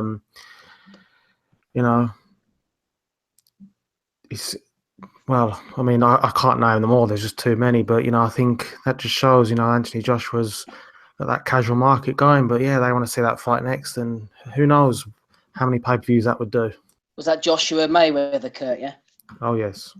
Yes, excellent. Right, thanks for picking up the slack there for me. People can hear me this week, but I'm being kicked off the call. Anyway, Tom Evans was saying before I disappeared, you don't have to board the hype train. Just back the decent, and let's not forget the humble lad that's taking British boxing to the next level.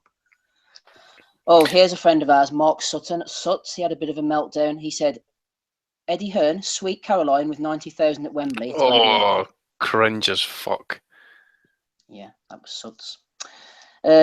Nomination for Joseph Parker. David Crowther caught him on one of these.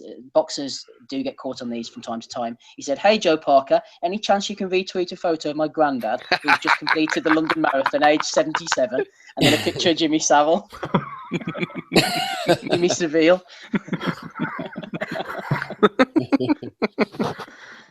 We shouldn't laugh about Jimmy Seville, but just the name Jimmy Seville will always make me laugh.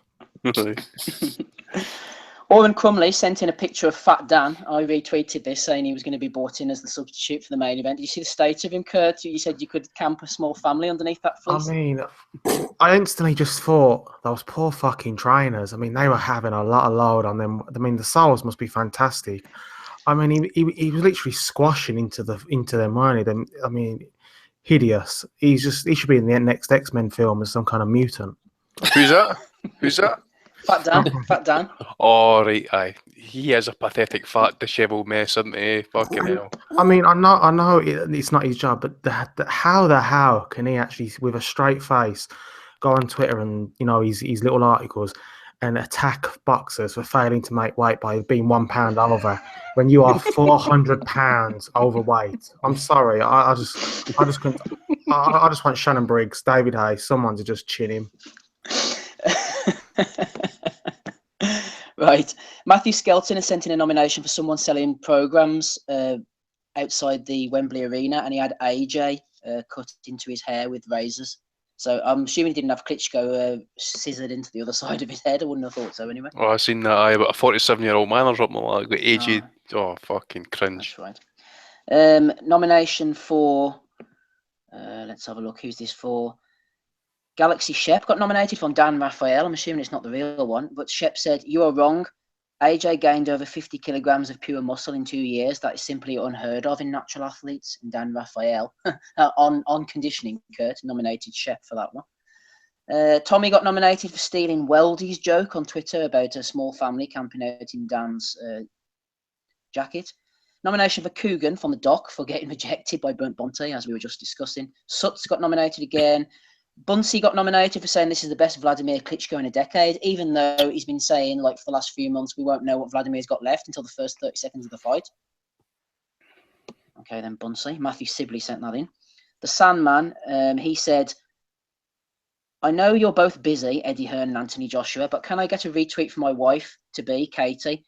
We're having no stag or hen do's because we want to watch the fight instead. Oh. Love is real. Oh, dear. Love is real. Right. Dino Boy said, the Sun put up Anthony Joshua calls out Floyd Mayweather ahead of the Joshua Klitschko fight. The Sun is shit on boxing, man. They get everything wrong. It's just a shit paper all around. I mean, it's not even fit to wipe your own arse. No, that's true, Andy. Tommy Roosh sent this in for the Daily Star.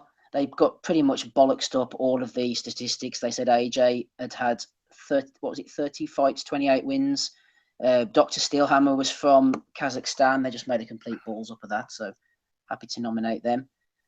5 Live said there's probably an episode of the Teletubbies on Klitschko's USB stick, according to Tony Bellew. So Monocle78, aka Leon, has nominated Tony. We're getting through them. Billy Joe Saunders said security should be stepped up tonight at Wembley, as Kugan Cassius was last seen buying a compact rucksack with bad intentions on his face.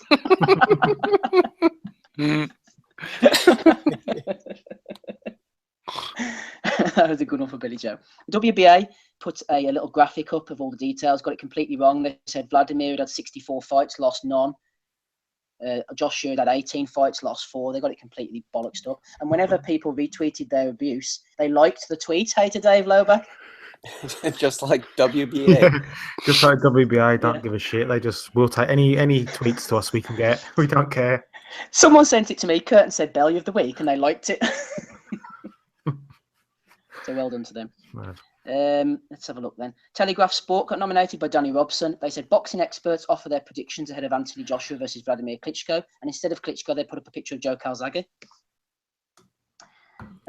Michael Gertie nominated Danny Ingram on the Boxing Banter page. Forget gender, Katie Taylor is as good as anyone in the world in a technical sense.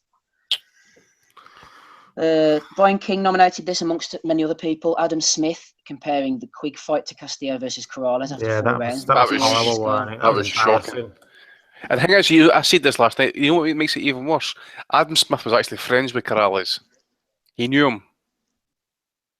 But he's got he's got a bad habit. People seem to love him, but he's got a bad habit of just throwing out cliches or comparing fights to past fights. That's all he ever does, and people seem to love him. I think he's terrible. Max Kellerman's pure age for that history stuff, like. Mm-hmm. And the knowledge. Right, Eddie Hearn tweeted that it was going live on Sky Box Office. The Ring Watch were about to start. Phil Wiles sent in a message to Eddie. Cheers for that, E. Have really enjoyed an excellent undercard so far. Fingers crossed for the big E. Keep on rocking, big man.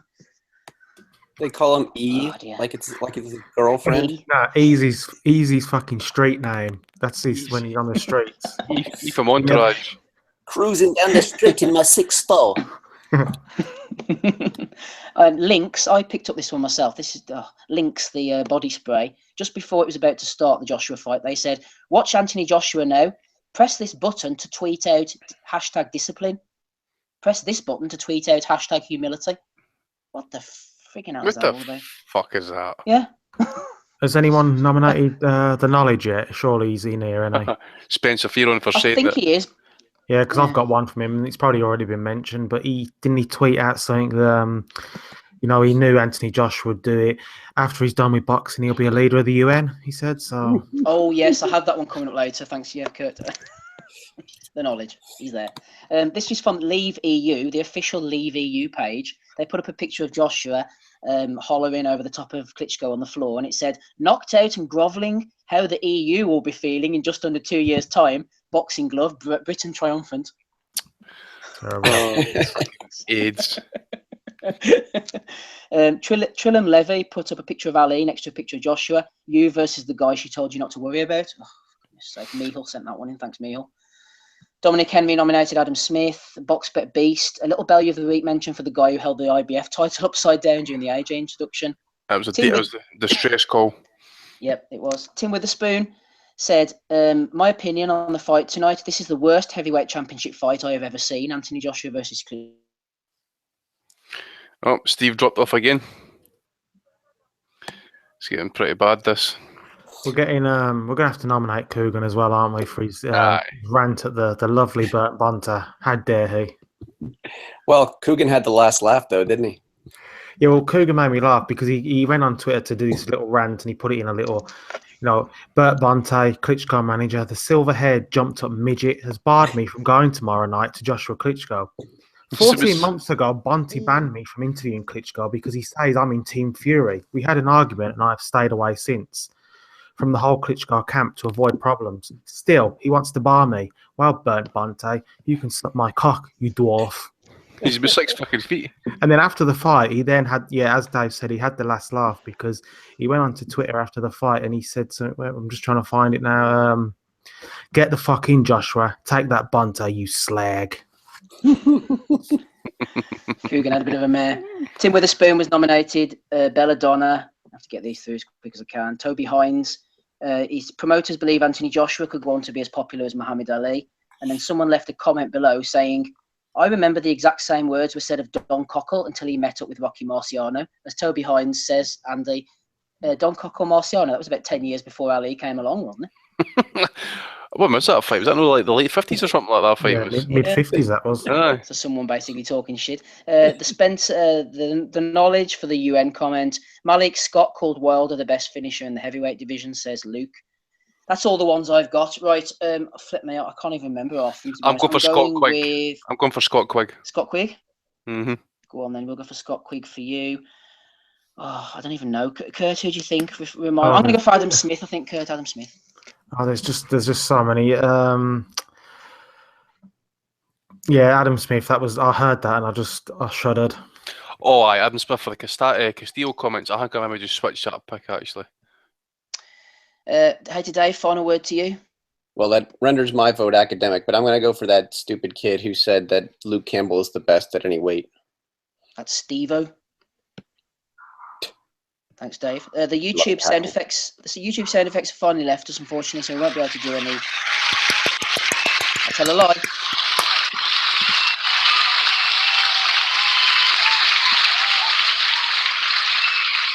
Well done, Adam Smith. Right, I'm putting my sound at risk here. Final point to you, Kurt, because we're so glad to have you on. David O'Hara has sent us in a live question. He says, Kurt, how angry is Vladimir that his last 2 fights have ended in a gypsy sing-song and a dealer giving his Oscars acceptance speech? He's probably very angry, but he'll be more angry at the fight, how it went. Big Vitil was raging last night. Yeah, he looked. He reminded me of the Sanders fight. I mean, if you watch the Sanders fight, just look out for Vitali in the bottom left-hand corner. I mean, he looks like he's just getting there and just bitch slap Curry all around the ring. But we missed out on the belly of the week. Actually, was Max Kellerman. I saw on the HBO version of the show. Max Kellerman asked him about what he want, give a shout out to someone. And bizarrely, Joshua started talking about Shannon Briggs, which I just thought was. I mean, obviously Klitschko must have bashed him around the head a bit too hard, but crazy. Great fight though. Great night. Couldn't have summed it up better myself, Kurt. Thanks for jumping on. It's always great to hear from you. Andy Patterson as well, Dave the Hater Lowback. We also had Donny on the call, the Guru, Tommy Allen, Bryn, Jonathan Butler, always a sobering voice. Who else did we have? Rob Kelly, Danny Young was on. We had Liam as well from the stream. We had Big Ross. I mean, he didn't talk much tonight, but yeah, he joined us. Big Russ was on as well. Great night. Thanks to Smido as well and Donny and Andy for coming on the pod last night. Right, guys, I think that'll do it. If I've forgotten anybody, I do apologise, but we've gone for about 2 3/4 hours, so you got plenty of value this week. Unless there's anything else, we'll head on out of here. We'll speak to you all next week. Thank you for listening. Bye. You slay.